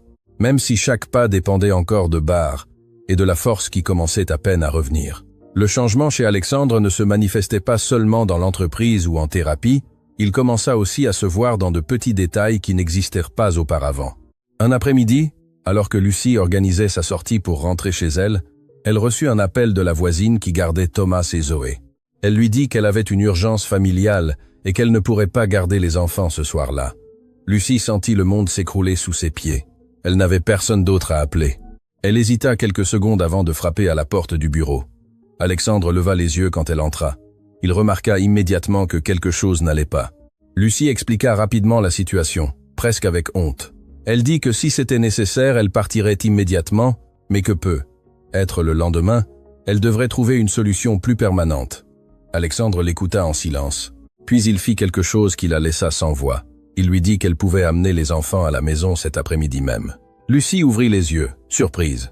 Elle tenta de dire qu'elle ne voulait pas déranger, que ce n'était pas professionnel de mélanger les choses, mais Alexandre insista. Il dit que la maison était suffisamment grande et que cela ne le dérangeait pas. En réalité, il observait depuis longtemps qu'elle partait toujours en courant sans regarder en arrière, comme si sa vie était une course constante. Ce soir-là, Thomas et Zoé franchirent le portail de la maison avec un mélange de peur et de curiosité. Thomas, 9 ans, essayait de paraître courageux. Zoé, 6 ans, s'accrochait à la main de sa maman. Alexandre les reçut dans le salon. Il était dans son fauteuil roulant, avec une posture plus droite que d'habitude. Lucie était tendue, prête à tout commentaire gênant, mais il ne vint pas. Alexandre demanda leur nom et leur montra l'énorme jardin derrière la maison. Il leur dit qu'ils pouvaient y jouer, à condition de ne pas courir près de la piscine sans un adulte. Thomas regarda l'espace comme s'il s'agissait d'un parc privé. Zoé se détacha enfin et courut vers l'herbe. Le rire des enfants remplit la maison d'une façon qu'on n'avait pas entendue depuis longtemps. Alexandre les observait depuis la terrasse. Au début, il semblait mal à l'aise, comme s'il ne savait où mettre les mains. Mais quand Thomas s'approcha avec un ballon et lui demanda s'il savait jouer au football, quelque chose changea dans son expression. Alexandre laissa échapper un bref rire et dit qu'avant, il jouait assez mal. Thomas insista pour qu'il puisse être gardien de but assis. Lucie retint son souffle, craignant qu'Alexandre ne se sente offensé, mais il accepta. Ils se placèrent devant un petit but improvisé avec des pots de fleurs. Thomas frappait doucement, et Alexandre tentait d'arrêter le ballon avec ses mains. Ce n'était pas un jeu parfait, mais c'était réel. Zoé se joignit ensuite, célébrant chaque but comme si c'était une finale. Lucie observait de loin avec un mélange de soulagement et quelque chose de plus profond qu'elle ne savait nommer. Cette scène ne semblait pas faire partie du plan initial de quiconque. Plus tard, quand les enfants dînaient dans la cuisine, Alexandre interrogea Lucie sur son mari. Elle hésita une seconde, mais décida de répondre. Elle raconta que Raoul était mécanicien, qu'il rêvait toujours d'ouvrir son propre atelier. L'accident qui l'a tué fut rapide, un choc sur une route secondaire. Alexandre écoutait attentivement. Il ne posa pas de questions imprudentes. Il dit juste qu'il comprenait ce que c'était que la vie change en une seconde. Cette phrase resta en suspens entre eux deux, chargée d'expériences différentes, mais tout aussi douloureuses. Quand vint l'heure de dormir, Lucie pensa à rentrer chez elle. Mais Alexandre proposa qu'il reste dans une des chambres d'amis. Il dit qu'il était tard, et qu'il ne voulait pas qu'il voyage de nuit. Lucie accepta, reconnaissante. Cette nuit-là, après que les enfants se soient endormis, Lucie sortit dans le couloir et trouva Alexandre regardant le jardin obscur. Elle s'approcha et le remercia de leur avoir permis de rester. Il répondit que la maison se sentait différente avec de nouvelles voix, plus vivantes. Il admit qu'il avait oublié comment sonnait le rire d'un enfant. Lucie le regarda en silence. Ce n'était pas une confession dramatique, mais honnête. Le lendemain, Thomas descendit tôt et trouva Alexandre dans le bureau. Sans peur, il commença à lui poser des questions sur l'entreprise, sur la façon dont on construisait de grands bâtiments. Alexandre répondit avec patience, lui expliqua des choses simples, en dessinant sur une feuille. Lucie, depuis la porte, observait cette scène qu'elle n'aurait jamais imaginée des semaines auparavant. Alexandre n'était pas seulement plus ouvert avec elle, il l'était aussi avec le monde qu'elle apportait avec elle. Cette cohabitation commença à se répéter certains jours, pas toujours, mais suffisamment pour qu'elle devienne naturelle. Les enfants cessèrent de le voir comme le monsieur sérieux en fauteuil roulant, et commencèrent à le voir comme quelqu'un qui pouvait raconter des histoires, même courtes. Alexandre commença à ajuster ses horaires pour coïncider parfois avec la sortie de l'école, demandant comment ils avaient passé leur journée. Ce n'était pas un changement exagéré. Il avait toujours des moments de tension. Il continuait à gérer l'audit et la confrontation avec Richard. Mais au milieu de tout cela, la présence de Thomas et Zoé ouvrit un espace qui n'existait pas auparavant. Et Lucie le remarquait non seulement parce qu'il souriait un peu plus, mais parce qu'il commençait à parler de l'avenir, sans s'en rendre compte. Un jour, il mentionna que s'il parvenait à stabiliser l'entreprise, il voulait investir dans des projets qui aideraient les familles de travailleurs. Thomas écouta et dit qu'il voulait être ingénieur. Alexandre répondit qu'il devrait alors beaucoup étudier. Cette simple conversation éclaircit quelque chose qu'aucun des adultes n'avait dit à voix haute. Alexandre ne parlait plus comme un homme résigné à rester enfermé. Il parlait comme quelqu'un qui commençait à imaginer au-delà de l'accident. Et dans cette nouvelle image, la famille de Lucie n'était plus une visite temporaire, elle faisait partie du tableau. La présence de Thomas et Zoé à la maison devint plus fréquente, et cela ne plut pas du tout à Valérie. Bien qu'elle tentât de le dissimuler lorsqu'elle se croisait dans le salon ou le jardin, son inconfort était évident. Un après-midi, elle arriva sans prévenir, juste au moment où Alexandre était en pleine séance de thérapie intensive. Depuis des semaines, le niveau des exercices avait augmenté. Il ne s'agissait plus seulement de brèves tentatives sur les barres. Il travaillait désormais la force des jambes avec un soutien spécial et des exercices d'équilibre plus exigeants. Ce jour-là, il était concentré, transpirant, serrant les dents pour tenir quelques secondes de plus que d'habitude. Lucie était à ses côtés, attentive à chaque mouvement, prête à le soutenir s'il perdait l'équilibre. Le physiothérapeute comptait à voix haute, 3 secondes, 4, 5. Ce fut sa meilleure tentative jusqu'à ce moment-là. Quand il se rassit, épuisé, mais satisfait, Valérie applaudit doucement depuis la porte. Ce n'était pas un applaudissement sincère, c'était une moquerie déguisée. Elle dit qu'un tel effort était admirable, mais qu'il forçait peu, être trop quelque chose que les médecins avaient déjà considéré comme peu probable. Le commentaire pesa lourd. Alexandre la regarda froidement. Il lui demanda de ne pas interrompre la séance. Valérie sourit en disant qu'elle ne faisait que s'inquiéter de sa santé. Puis elle demanda à lui parler en privé. Lucie sentit un mauvais pressentiment. Quelques minutes plus tard, la voix de Valérie s'entendait plus forte que d'habitude dans le bureau. On ne comprenait pas tous les mots, mais le ton, oui. Elle parlait de risque, de stabilité, de décisions responsables. Quand elle sortit, elle passa devant Lucie sans la regarder, mais murmura que jouer à la famille parfaite ne changeait pas la réalité. Cette phrase resta gravée. Le lendemain, quelque chose se produisit qui alluma toutes les alarmes. Le physiothérapeute appela pour annuler la séance. Il dit qu'il avait reçu des instructions directes de suspendre temporairement le traitement jusqu'à nouvel ordre, sur recommandation médicale. Alexandre resta confus. Il n'avait reçu aucune nouvelle recommandation. Il appela immédiatement le médecin. Le médecin nia avoir donné cet ordre. Alors, qui l'avait fait? La réponse vint d'elle-même lorsque le thérapeute mentionna que l'appel provenait du bureau de l'entreprise, signé par une autorisation administrative. Alexandre sentit son sang bouillir. Il ne cria pas cette fois-ci.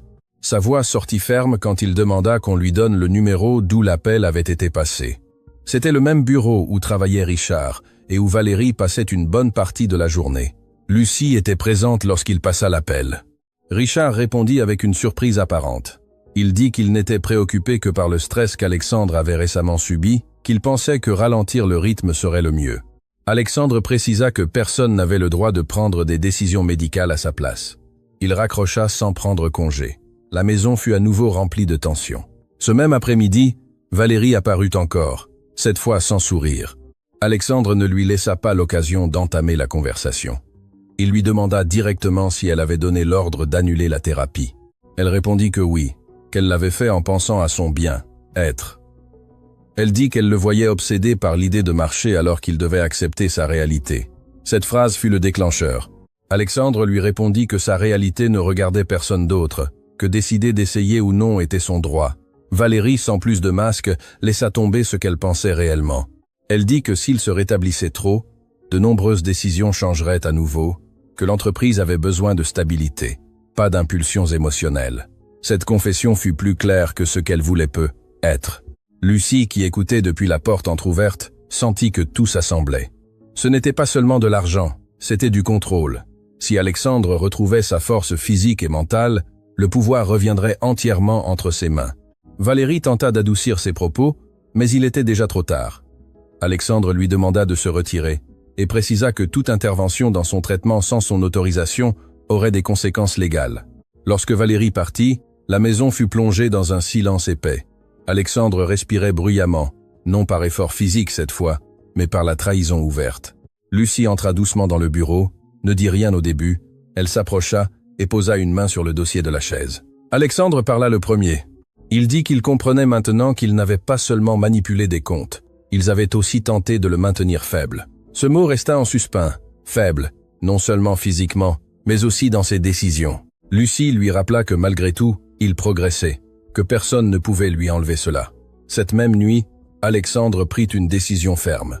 Il changea immédiatement l'équipe médicale pour une choisie directement par lui, sans intermédiaire. Il demanda également que l'audit soit élargi pour enquêter sur tout mouvement lié à des décisions personnelles prises en son nom.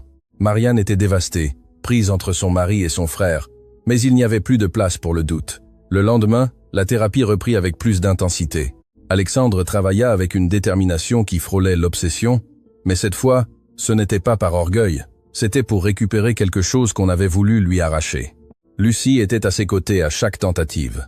Lorsqu'il parvint à rester debout pendant 8 secondes complètes avec un soutien, l'émotion fut silencieuse, mais réelle. Il n'y eut pas de cris ni d'applaudissements exagérés, juste un regard entre les deux qui disait que malgré tout ce qu'ils tentaient de faire contre lui, ils avançaient.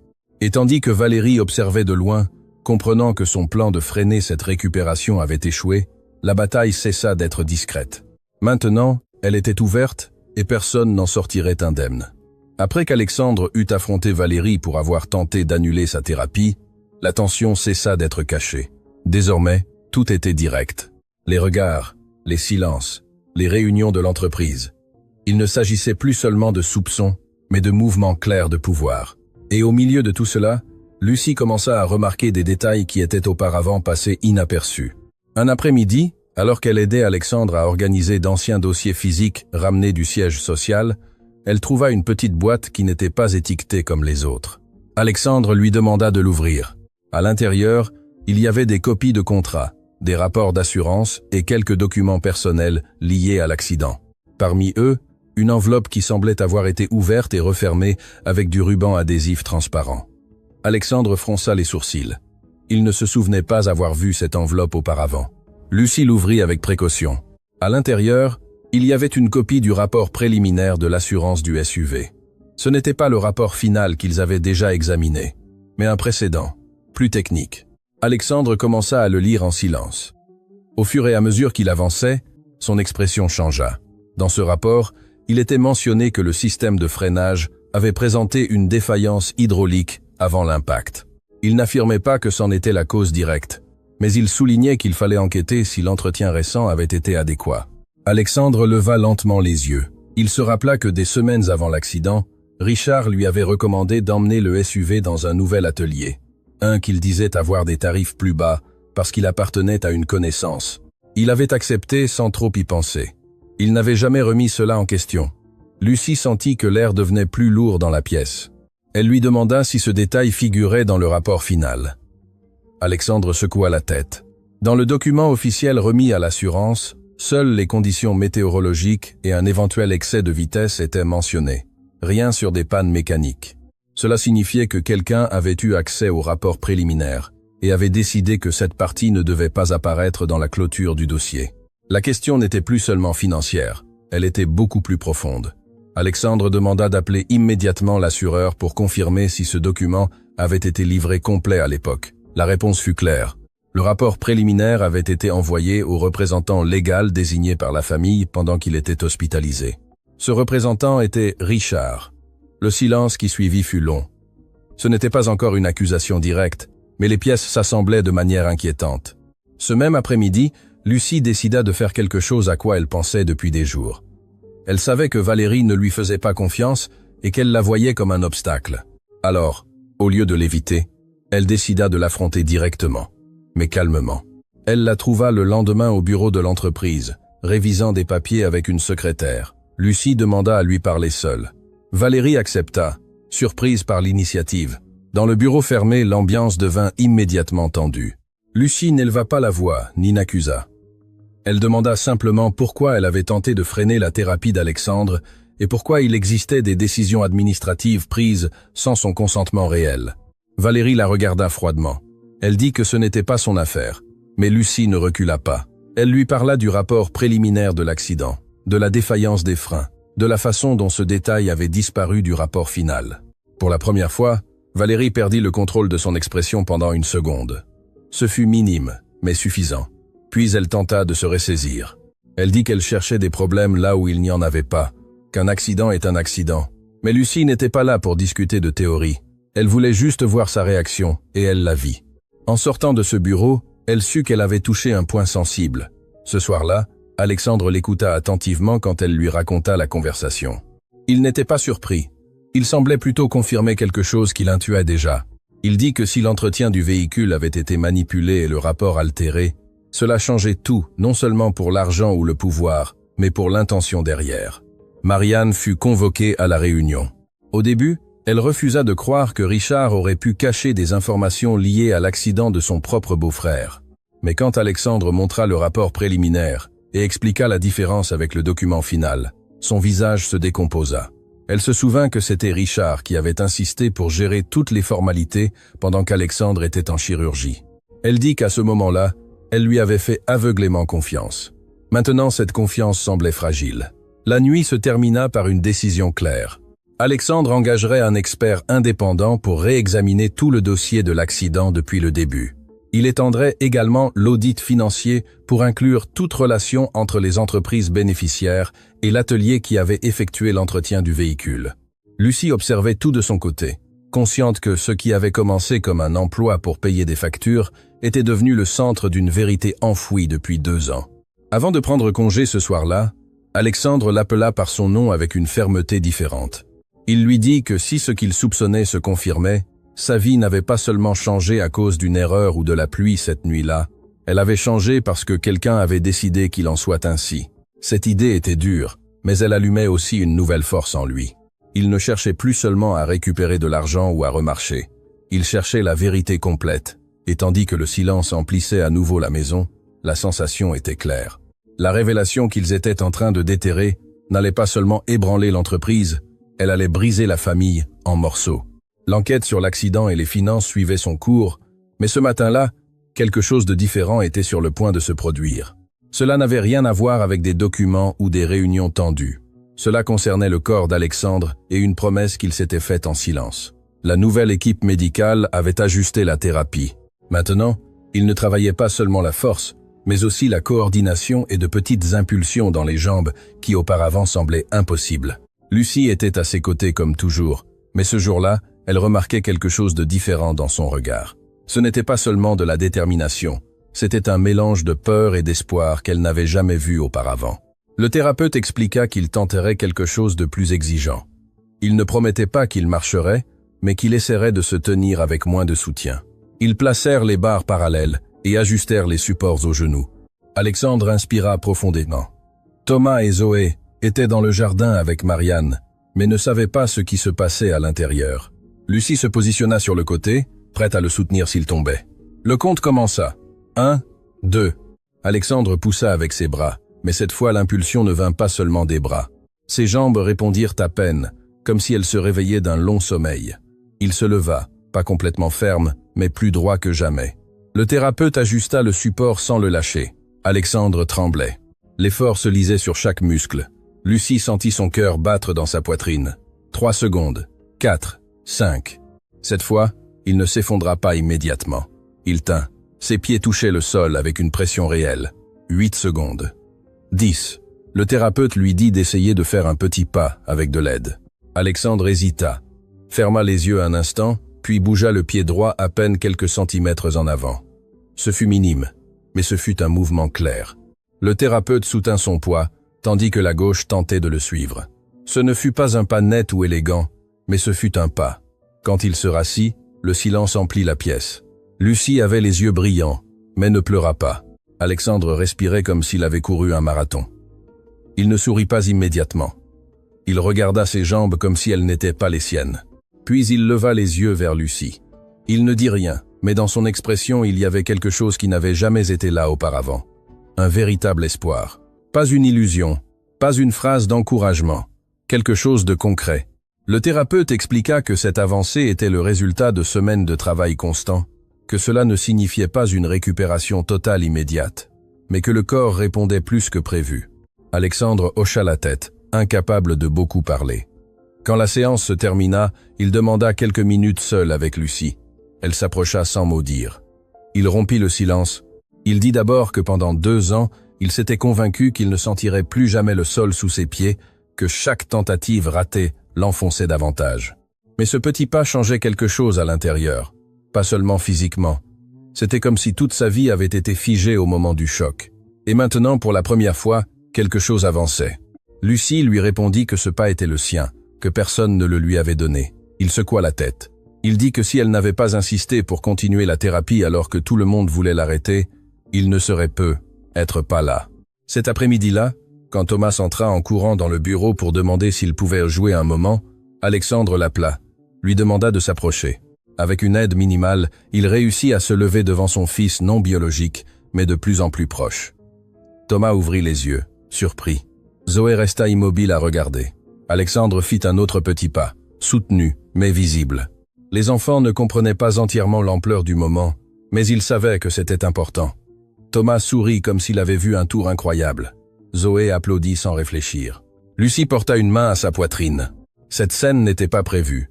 Ce n'était ni une cérémonie ni une annonce publique. C'était quelque chose de simple et d'énorme à la fois.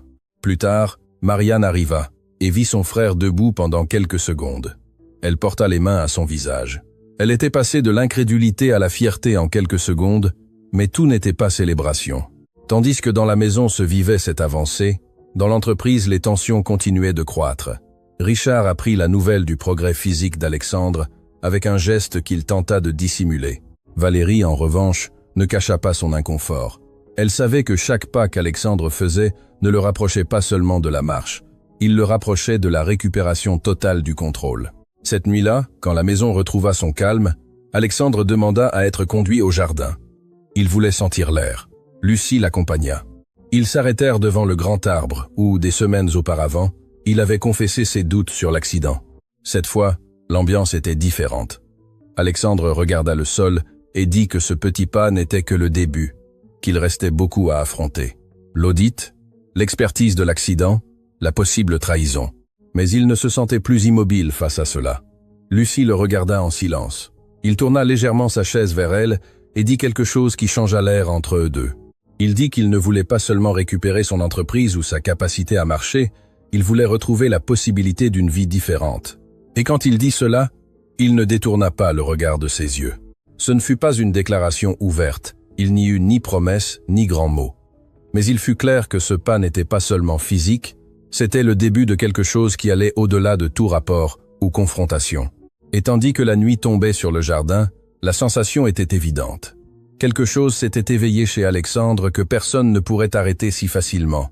L'avancée d'Alexandre, se tenant debout, changea l'ambiance de la maison, mais accéléra aussi tout ce qui était en suspens dans l'entreprise. Il n'y avait plus de place pour les retards.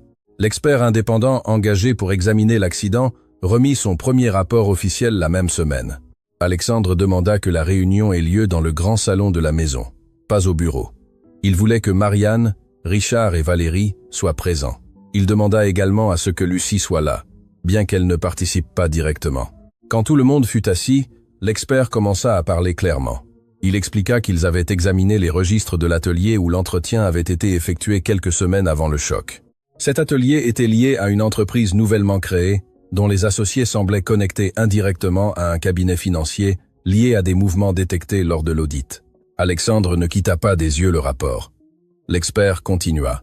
Il confirma que le système de freinage avait présenté une manipulation d'une valve hydraulique qui aurait pu provoquer une réponse tardive dans des conditions de pluie. Ce n'était pas une défaillance naturelle due à l'usure, c'était une altération technique. Le silence devint lourd. Marianne porta une main à sa bouche. Richard tenta d'intervenir en disant que cela ne prouvait pas l'intention, que des erreurs mécaniques peuvent se produire, mais l'expert fut clair. La manipulation n'était pas accidentelle, elle avait nécessité une intervention directe. Alexandre sentit que le monde se compressait dans cette pièce. Pendant 2 ans, il avait cru que tout était une combinaison de malchance et de décisions imprudentes. Maintenant, la possibilité était autre. Le rapport indiquait également que le paiement à l'atelier avait été effectué depuis un compte d'entreprise autorisé par Richard sous la rubrique « Entretien d'entreprise ». Ce détail bouclait la boucle avec l'audit financier. Ce n'était pas seulement un détournement de fonds, c'était un réseau de décisions qui bénéficiait à des entreprises fantômes tout en affaiblissant la position d'Alexandre. Valérie rompit le silence la première. Elle dit que c'était une accusation grave, sans preuve que Richard savait ce que l'atelier faisait. Alexandre la regarda sans ciller. Il lui demanda qui avait recommandé cet atelier. Valérie répondit que c'était Richard. La tension devint visible. Marianne se tourna lentement vers son mari. Richard commença à transpirer. Il tenta de se défendre en disant qu'il cherchait seulement à réduire les coûts et qu'il ne savait rien des manipulations, mais le rapport montrait que l'atelier avait reçu des paiements supplémentaires après l'accident, même après que le SUV ait été détruit. Cela n'avait aucune explication logique. Alexandre parla avec un calme qui effrayait plus que n'importe quel cri. Il dit que pendant 2 ans, il avait vécu en croyant que c'était son erreur, qu'il avait porté la culpabilité, la rage et la frustration, pensant qu'il s'était lui-même ruiné la vie. Il regarda Richard droit dans les yeux et lui demanda s'il pouvait soutenir que tout était le fruit du hasard. Richard évita son regard. Marianne commença à pleurer en silence. Valérie se leva en disant qu'ils avaient besoin d'un avocat avant de continuer. Alexandre répondit qu'il en avait déjà un. Cette réunion n'était pas un débat, c'était pour entendre les faits. L'avocat expliqua qu'avec les informations financières et le rapport technique, il y avait suffisamment de bases pour intenter une action en justice pour fraude et dommages. Il évoqua également la possibilité de responsabilité pénale si l'intention de provoquer l'accident était prouvée. Le mot intention tomba comme un coup sec. Richard éleva la voix pour la première fois. Il dit qu'il n'avait jamais voulu qu'Alexandre soit paralysé, qu'il voulait seulement avoir un plus grand contrôle sur l'entreprise parce qu'il pensait qu'il ne pourrait plus la gérer. Cette confession suffit à lever tout doute. Il n'admit pas avoir planifié directement l'accident, mais reconnut qu'il était au courant de la manipulation de l'entretien et n'avait rien fait pour l'éviter. Marianne le regarda comme si elle ne le reconnaissait plus. Valérie tenta d'intervenir, mais sa défense sonnait creuse. Alexandre ne cria pas, ne se leva pas brusquement. Il resta assis, mais sa posture était ferme. Il dit que la trahison n'était pas seulement commerciale, elle était personnelle, familiale. L'avocat prit note de chaque mot. La réunion se termina par une décision claire. Richard serait immédiatement démis de toutes ses fonctions et ferait face à la procédure légale correspondante. Valérie, bien qu'il n'y ait pas de preuve directe de sa participation à l'accident, serait soumise à une enquête pour son rôle dans les finances et les décisions médicales prises sans autorisation. Quand ils partirent, la maison fut plongée dans un silence pesant. Marianne resta assise, ne sachant comment digérer ce qu'elle venait d'entendre. Alexandre la regarda avec douleur, mais sans rancune envers elle. Il savait qu'elle était aussi victime de la situation. Lucie resta en arrière-plan tout le temps, mais comprenait qu'elle assistait au moment où la vérité éclatait pleinement. Plus tard, seul dans le bureau, Alexandre parla d'une voix basse, mais claire. Il dit que le plus difficile n'était pas la trahison financière, ni la manipulation mécanique. Le plus difficile était d'accepter que quelqu'un de proche ait préféré le voir faible pour prendre le contrôle. Lucie s'approcha doucement. Elle n'avait pas besoin de dire grand-chose. Il continua. Il dit que ce petit pas qu'il avait fait quelques jours auparavant n'était plus seulement le symbole d'une récupération physique. C'était le signe qu'il n'était pas fini, que même s'ils avaient tenté de l'arrêter, il était toujours là. Cette nuit-là, pour la première fois depuis longtemps, Alexandre ne resta pas à réviser des documents jusqu'à tard. Il resta en silence à regarder le jardin, mais non pas avec rage, avec clarté. La vérité était apparue. Elle faisait mal, mais elle libérait aussi. Et maintenant qu'il savait que sa vie n'avait pas changé uniquement à cause de sa propre erreur, quelque chose en lui cessa de porter ce poids invisible qu'il traînait depuis 2 ans. Après la réunion où tout fut révélé, plus rien ne fut pareil. La nouvelle ne tarda pas à circuler au sein de l'entreprise. Certains employés étaient sous le choc. D'autres disaient qu'ils avaient toujours soupçonné que quelque chose n'allait pas. Richard cessa de se présenter au bureau le lendemain. Ses avocats commencèrent à envoyer des communiqués pour tenter de freiner le processus, mais Alexandre n'était plus disposé à reculer. Cette fois, il ne délégua rien. Bien qu'il utilisât encore le fauteuil roulant la majeure partie de la journée, il commença à se rendre plus fréquemment à l'entreprise. Il ne voulait pas que quelqu'un parle à sa place. La première fois qu'il revint officiellement en tant que directeur actif, l'ambiance dans le bâtiment était tendue mais respectueuse. Les employés se levèrent quand il entra dans la salle de réunion. Ce ne fut pas un geste exagéré, ce fut spontané. Alexandre les regarda un par un et parla sans note. Il dit que les mois avaient été difficiles, qu'il y avait eu des erreurs et des trahisons, mais que l'entreprise continuerait d'aller de l'avant. Il ne donna pas de détails sur la procédure judiciaire, mais précisa qu'il y aurait une transparence totale. Sa voix ne ressemblait plus à celle d'un homme fatigué. Elle était ferme, sûre d'elle. Lucie l'accompagna ce jour-là, non pas en tant que figure publique, mais en tant que soutien silencieux. Elle observait comment il reprenait du terrain à chaque conversation, à chaque décision. Il rencontra la nouvelle équipe financière, demanda à revoir les contrats actifs et annula immédiatement tout lien avec les entreprises liées aux comptes irréguliers. Il ordonna également des audits internes périodiques pour éviter que quelque chose de similaire ne se reproduise. Pendant ce temps, la procédure légale avançait. L'expertise technique fut formellement présentée aux autorités.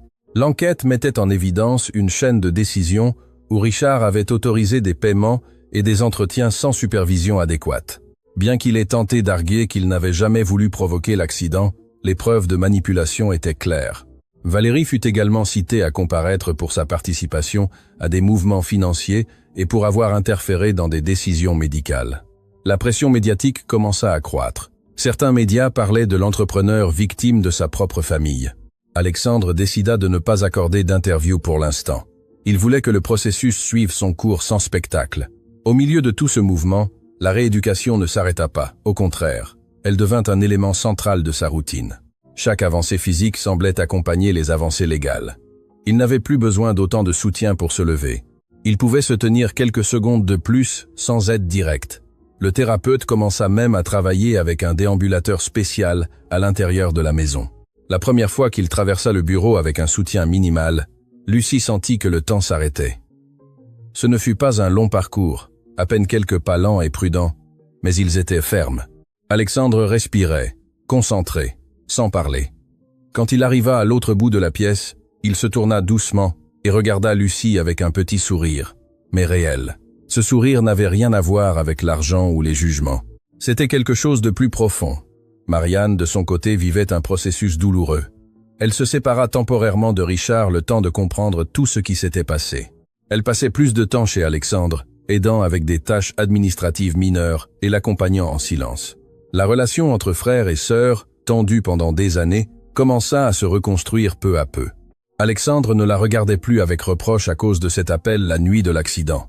Il comprenait que la responsabilité était ailleurs. Un après-midi, alors qu'ils examinaient les derniers documents à présenter formellement pour la plainte civile, Alexandre prit une décision importante. Il restructura le conseil d'administration de l'entreprise et nomma de nouveaux administrateurs indépendants. Il voulait que l'entreprise cesse de dépendre uniquement de la famille. Il créa également un fonds interne pour soutenir les employés confrontés à des urgences médicales, quelque chose qu'il n'avait jamais envisagé auparavant. Lucie remarqua que ces décisions n'étaient pas seulement stratégiques, elles étaient personnelles. Elles faisaient partie d'une transformation plus vaste. Une nuit, après une longue journée, Alexandre demanda à sortir dans le jardin. Il n'avait plus besoin d'être poussé tout le temps. Avec le déambulateur et un léger soutien, il réussit à parcourir une partie du chemin jusqu'à l'arbre où, des mois auparavant, il avait confessé ses doutes. Il s'arrêta là et respira profondément. Lucie était à ses côtés. Il parla calmement. Il dit que pendant 2 ans, il avait vécu en pensant qu'il avait été vaincu, qu'il avait perdu sa mobilité, sa confiance et son contrôle. Mais maintenant, il comprenait qu'on ne l'avait pas détruit, on l'avait seulement obligé à se reconstruire à partir de zéro. Il regarda ses mains posées sur le déambulateur puis leva les yeux vers elle. Il dit que sans son arrivée, il serait être resté enfermé dans le bureau, croyant que tout était de sa faute. Lucie tenta de minimiser l'importance, mais il secoua la tête. Il savait ce qu'il disait. Cette nuit-là, ils ne parlèrent ni de la procédure judiciaire, ni de l'entreprise.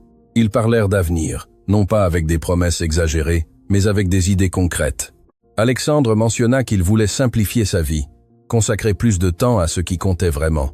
Lucie écoutait le cœur battant, sachant que ce qu'il construisait n'était plus seulement une relation de travail. Dehors, les lumières de la ville brillaient comme toujours, mais à l'intérieur de cette maison, quelque chose avait complètement changé. Alexandre n'était plus l'homme amer qui rejetait l'aide et criait pour le moindre détail. Il n'était pas non plus seulement la victime d'une trahison. C'était quelqu'un qui reprenait sa place pas à pas, décision après décision. Et tandis que la procédure judiciaire suivait son cours, la sensation était claire. Le contrôle était revenu entre ses mains, non par vengeance, mais par fermeté. La procédure judiciaire contre Richard avançait fermement, et l'entreprise fonctionnait déjà sous la nouvelle structure qu'Alexandre avait établie. Mais, à l'intérieur de la maison, l'ambiance était différente de celle des mois précédents.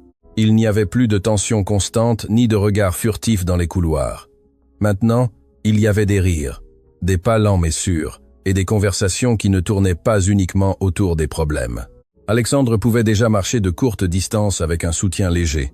Il utilisait le déambulateur à l'intérieur de la maison et une canne uniquement lorsqu'il sortait dans des endroits très fréquentés. Chaque pas restait un effort, mais ce n'était plus une lutte désespérée. C'était un progrès constant. Un après-midi, après une séance de thérapie particulièrement bonne, Alexandre demanda à parler en privé avec Lucie, pas dans le bureau, pas dans le salon. Il l'emmena au jardin, marchant lentement, mais sans aide directe autre que sa canne. Thomas et Zoé étaient à la piscine avec Marianne. Le soleil se couchait et l'air était léger.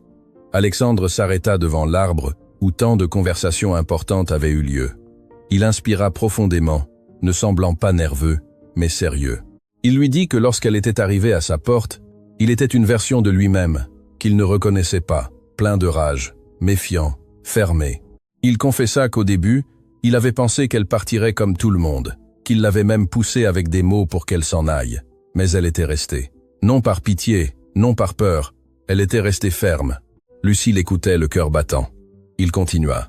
Il dit qu'elle ne l'avait pas seulement aidé à retrouver de la force dans les jambes, elle l'avait aidé à retrouver de la clarté dans son esprit et dans son cœur, que grâce à elle, il avait affronté la vérité de l'accident et la trahison sans sombrer à nouveau.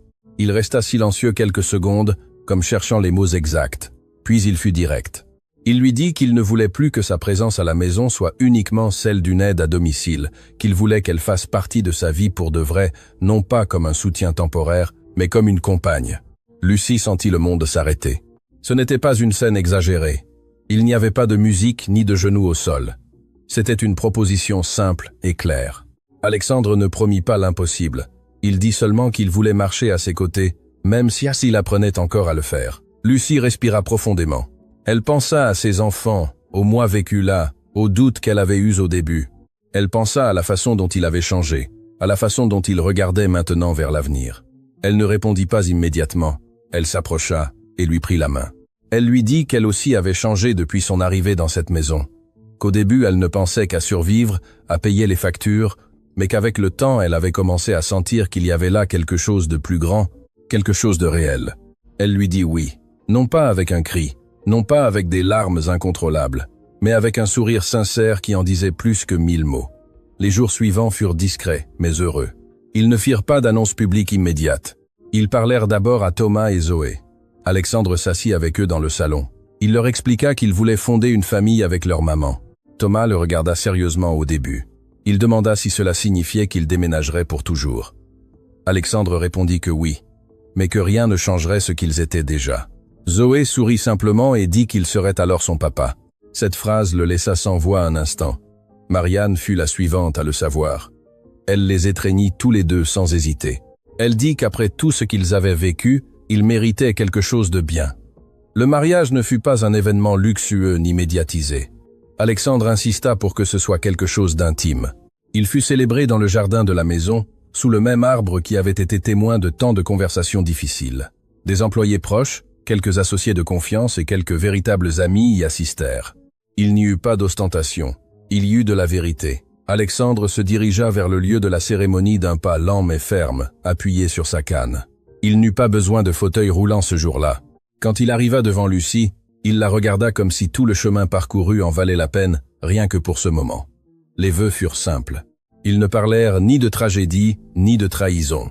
Ils parlèrent de décision, de rester, d'avancer ensemble, même si le chemin n'était pas toujours droit. Thomas et Zoé étaient devant, tenant de petites fleurs. Quand le juge les déclara mari et femme, il n'y eut pas de feu d'artifice. Il y eut des applaudissements sincères et des sourires qui n'avaient pas besoin d'exagération. Cette nuit-là, la maison ne se sentit ni grande ni vide. Elle se sentit pleine. Quelques mois plus tard, la famille se consolida encore plus lorsque Lucie tomba enceinte. La nouvelle arriva sans planification stricte, mais fut accueillie avec une joie tranquille. Alexandre, qui avait un jour pensé que sa vie s'était arrêtée pour toujours, accompagnait maintenant son épouse aux consultations médicales, marchant à ses côtés d'un pas de plus en plus sûr. La naissance du bébé fut un autre moment qui marqua un avant et un après. Un enfant sain qui arriva dans une famille qui s'était construite à partir de la difficulté. Quand Alexandre tint son nouveau-né, il ne pensa pas au fauteuil roulant, ni à la trahison, ni à l'accident. Il pensa au présent. À l'avenir, l'entreprise restait stable. La procédure judiciaire suivait son cours, mais elle n'était plus le centre de tout. Maintenant, il y avait des dîners de famille, des devoirs scolaires, des plans simples pour le week-end. Alexandre continuait sa rééducation, non par obligation, mais par conviction. Et chaque pas qu'il faisait dans la maison n'était plus un symbole de lutte, mais de continuité. La vie ne redevint pas celle d'avant l'accident. Elle était différente, plus consciente, plus choisie.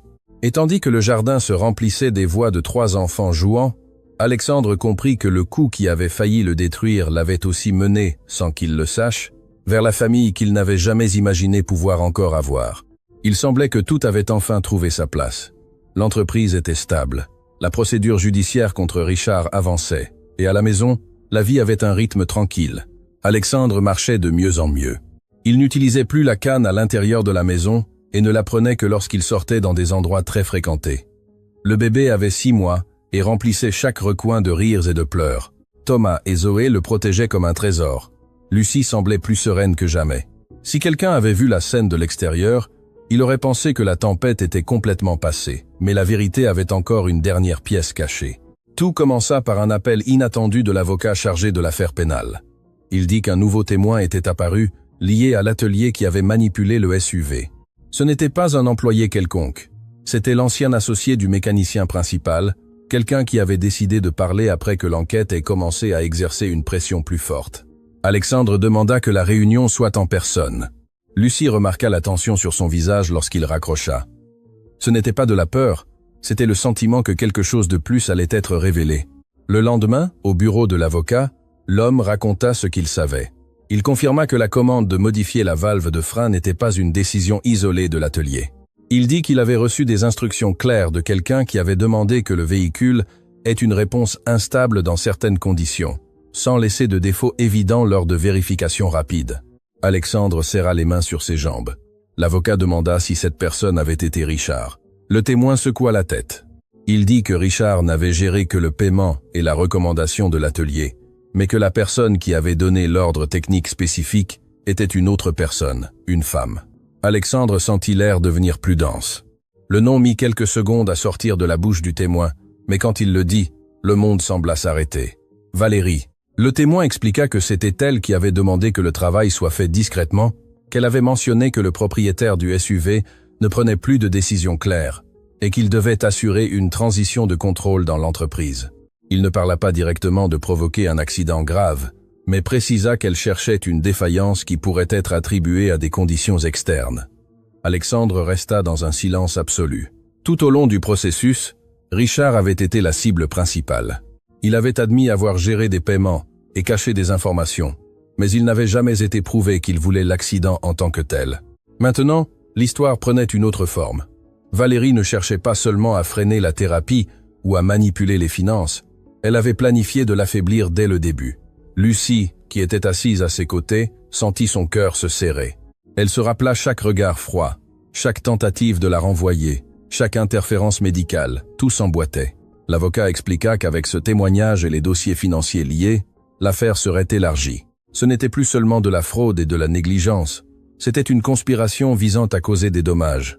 Alexandre ne parla pas pendant plusieurs minutes. Quand il le fit enfin, sa voix fut basse mais ferme. Il dit qu'il voulait que le processus aille jusqu'au bout, non par vengeance, mais par vérité complète. La nouvelle parvint à Marianne quelques heures plus tard. La réaction fut dévastatrice. Comprendre que son mari avait participé à la manipulation financière était dur, mais savoir que sa meilleure amie, la femme en qui elle avait confiance, était celle qui avait eu l'idée de la modification technique du véhicule, fut un coup encore plus profond. Valérie fut arrêtée quelques jours plus tard pour faire une déclaration formelle. Les médias s'emparèrent de la nouvelle. L'histoire de l'entrepreneur qui non seulement avait survécu à un accident, mais à une tentative calculée de le mettre hors de course, fit la une. Alexandre finit par accepter de donner une brève interview. Il ne parla pas avec haine, n'éleva pas la voix. Il dit simplement que la vérité tarde, mais elle arrive, et que sa guérison n'était pas seulement physique, elle était aussi mentale et émotionnelle. Cette nuit-là, de retour à la maison, il marcha dans le jardin, avec Lucie. Il n'avait pas de canne. Ses pas n'étaient pas encore parfaits, mais ils étaient assurés. Il s'arrêta devant l'arbre qui avait été témoin de tout. Il regarda vers la maison d'où provenaient les rires des enfants. Il pensa au moment où il était convaincu que sa vie avait pris fin sous la pluie cette nuit-là. Si Valérie avait réussi son objectif complet, il n'aurait pu être jamais échappé à la culpabilité et à la rage. Il aurait pu être accepté son destin sans le remettre en question. Mais quelque chose qu'elle n'avait pas calculé fut l'arrivée de Lucie, la femme qui avait frappé à sa porte par nécessité, mais était restée par conviction. Alexandre la regarda et dit quelque chose qui bouclait la boucle de tout ce qu'ils avaient vécu. Il dit que si cet accident n'était pas survenu, il n'aurait probablement jamais changé sa façon de vivre. Peut-être serait-il resté l'entrepreneur obsédé par les chiffres, entouré de personnes qui applaudissaient sans poser de questions. Il n'aurait pas connu la vraie force de se relever de zéro. Il n'aurait pas connu la famille qui l'entourait maintenant. Lucie lui prit la main. Il n'avait pas besoin de plus de mots. À l'intérieur de la maison, Thomas courait avec le bébé dans les bras sous la surveillance de Marianne. Zoé riait fort. La vie continuait, mais maintenant sans secret caché dans des documents ni décisions prises dans l'ombre. Alexandre fit quelques pas de plus dans le jardin, sans soutien, sans peur. Chaque pas était ferme, non pas parce qu'il avait oublié ce qui s'était passé, mais parce qu'il l'avait affronté pleinement. La vérité finale ne révéla pas seulement qui avait tenté de le mettre hors de course. Elle révéla aussi que même quand quelqu'un planifie votre chute, il ne peut pas toujours contrôler comment vous décidez de vous relever.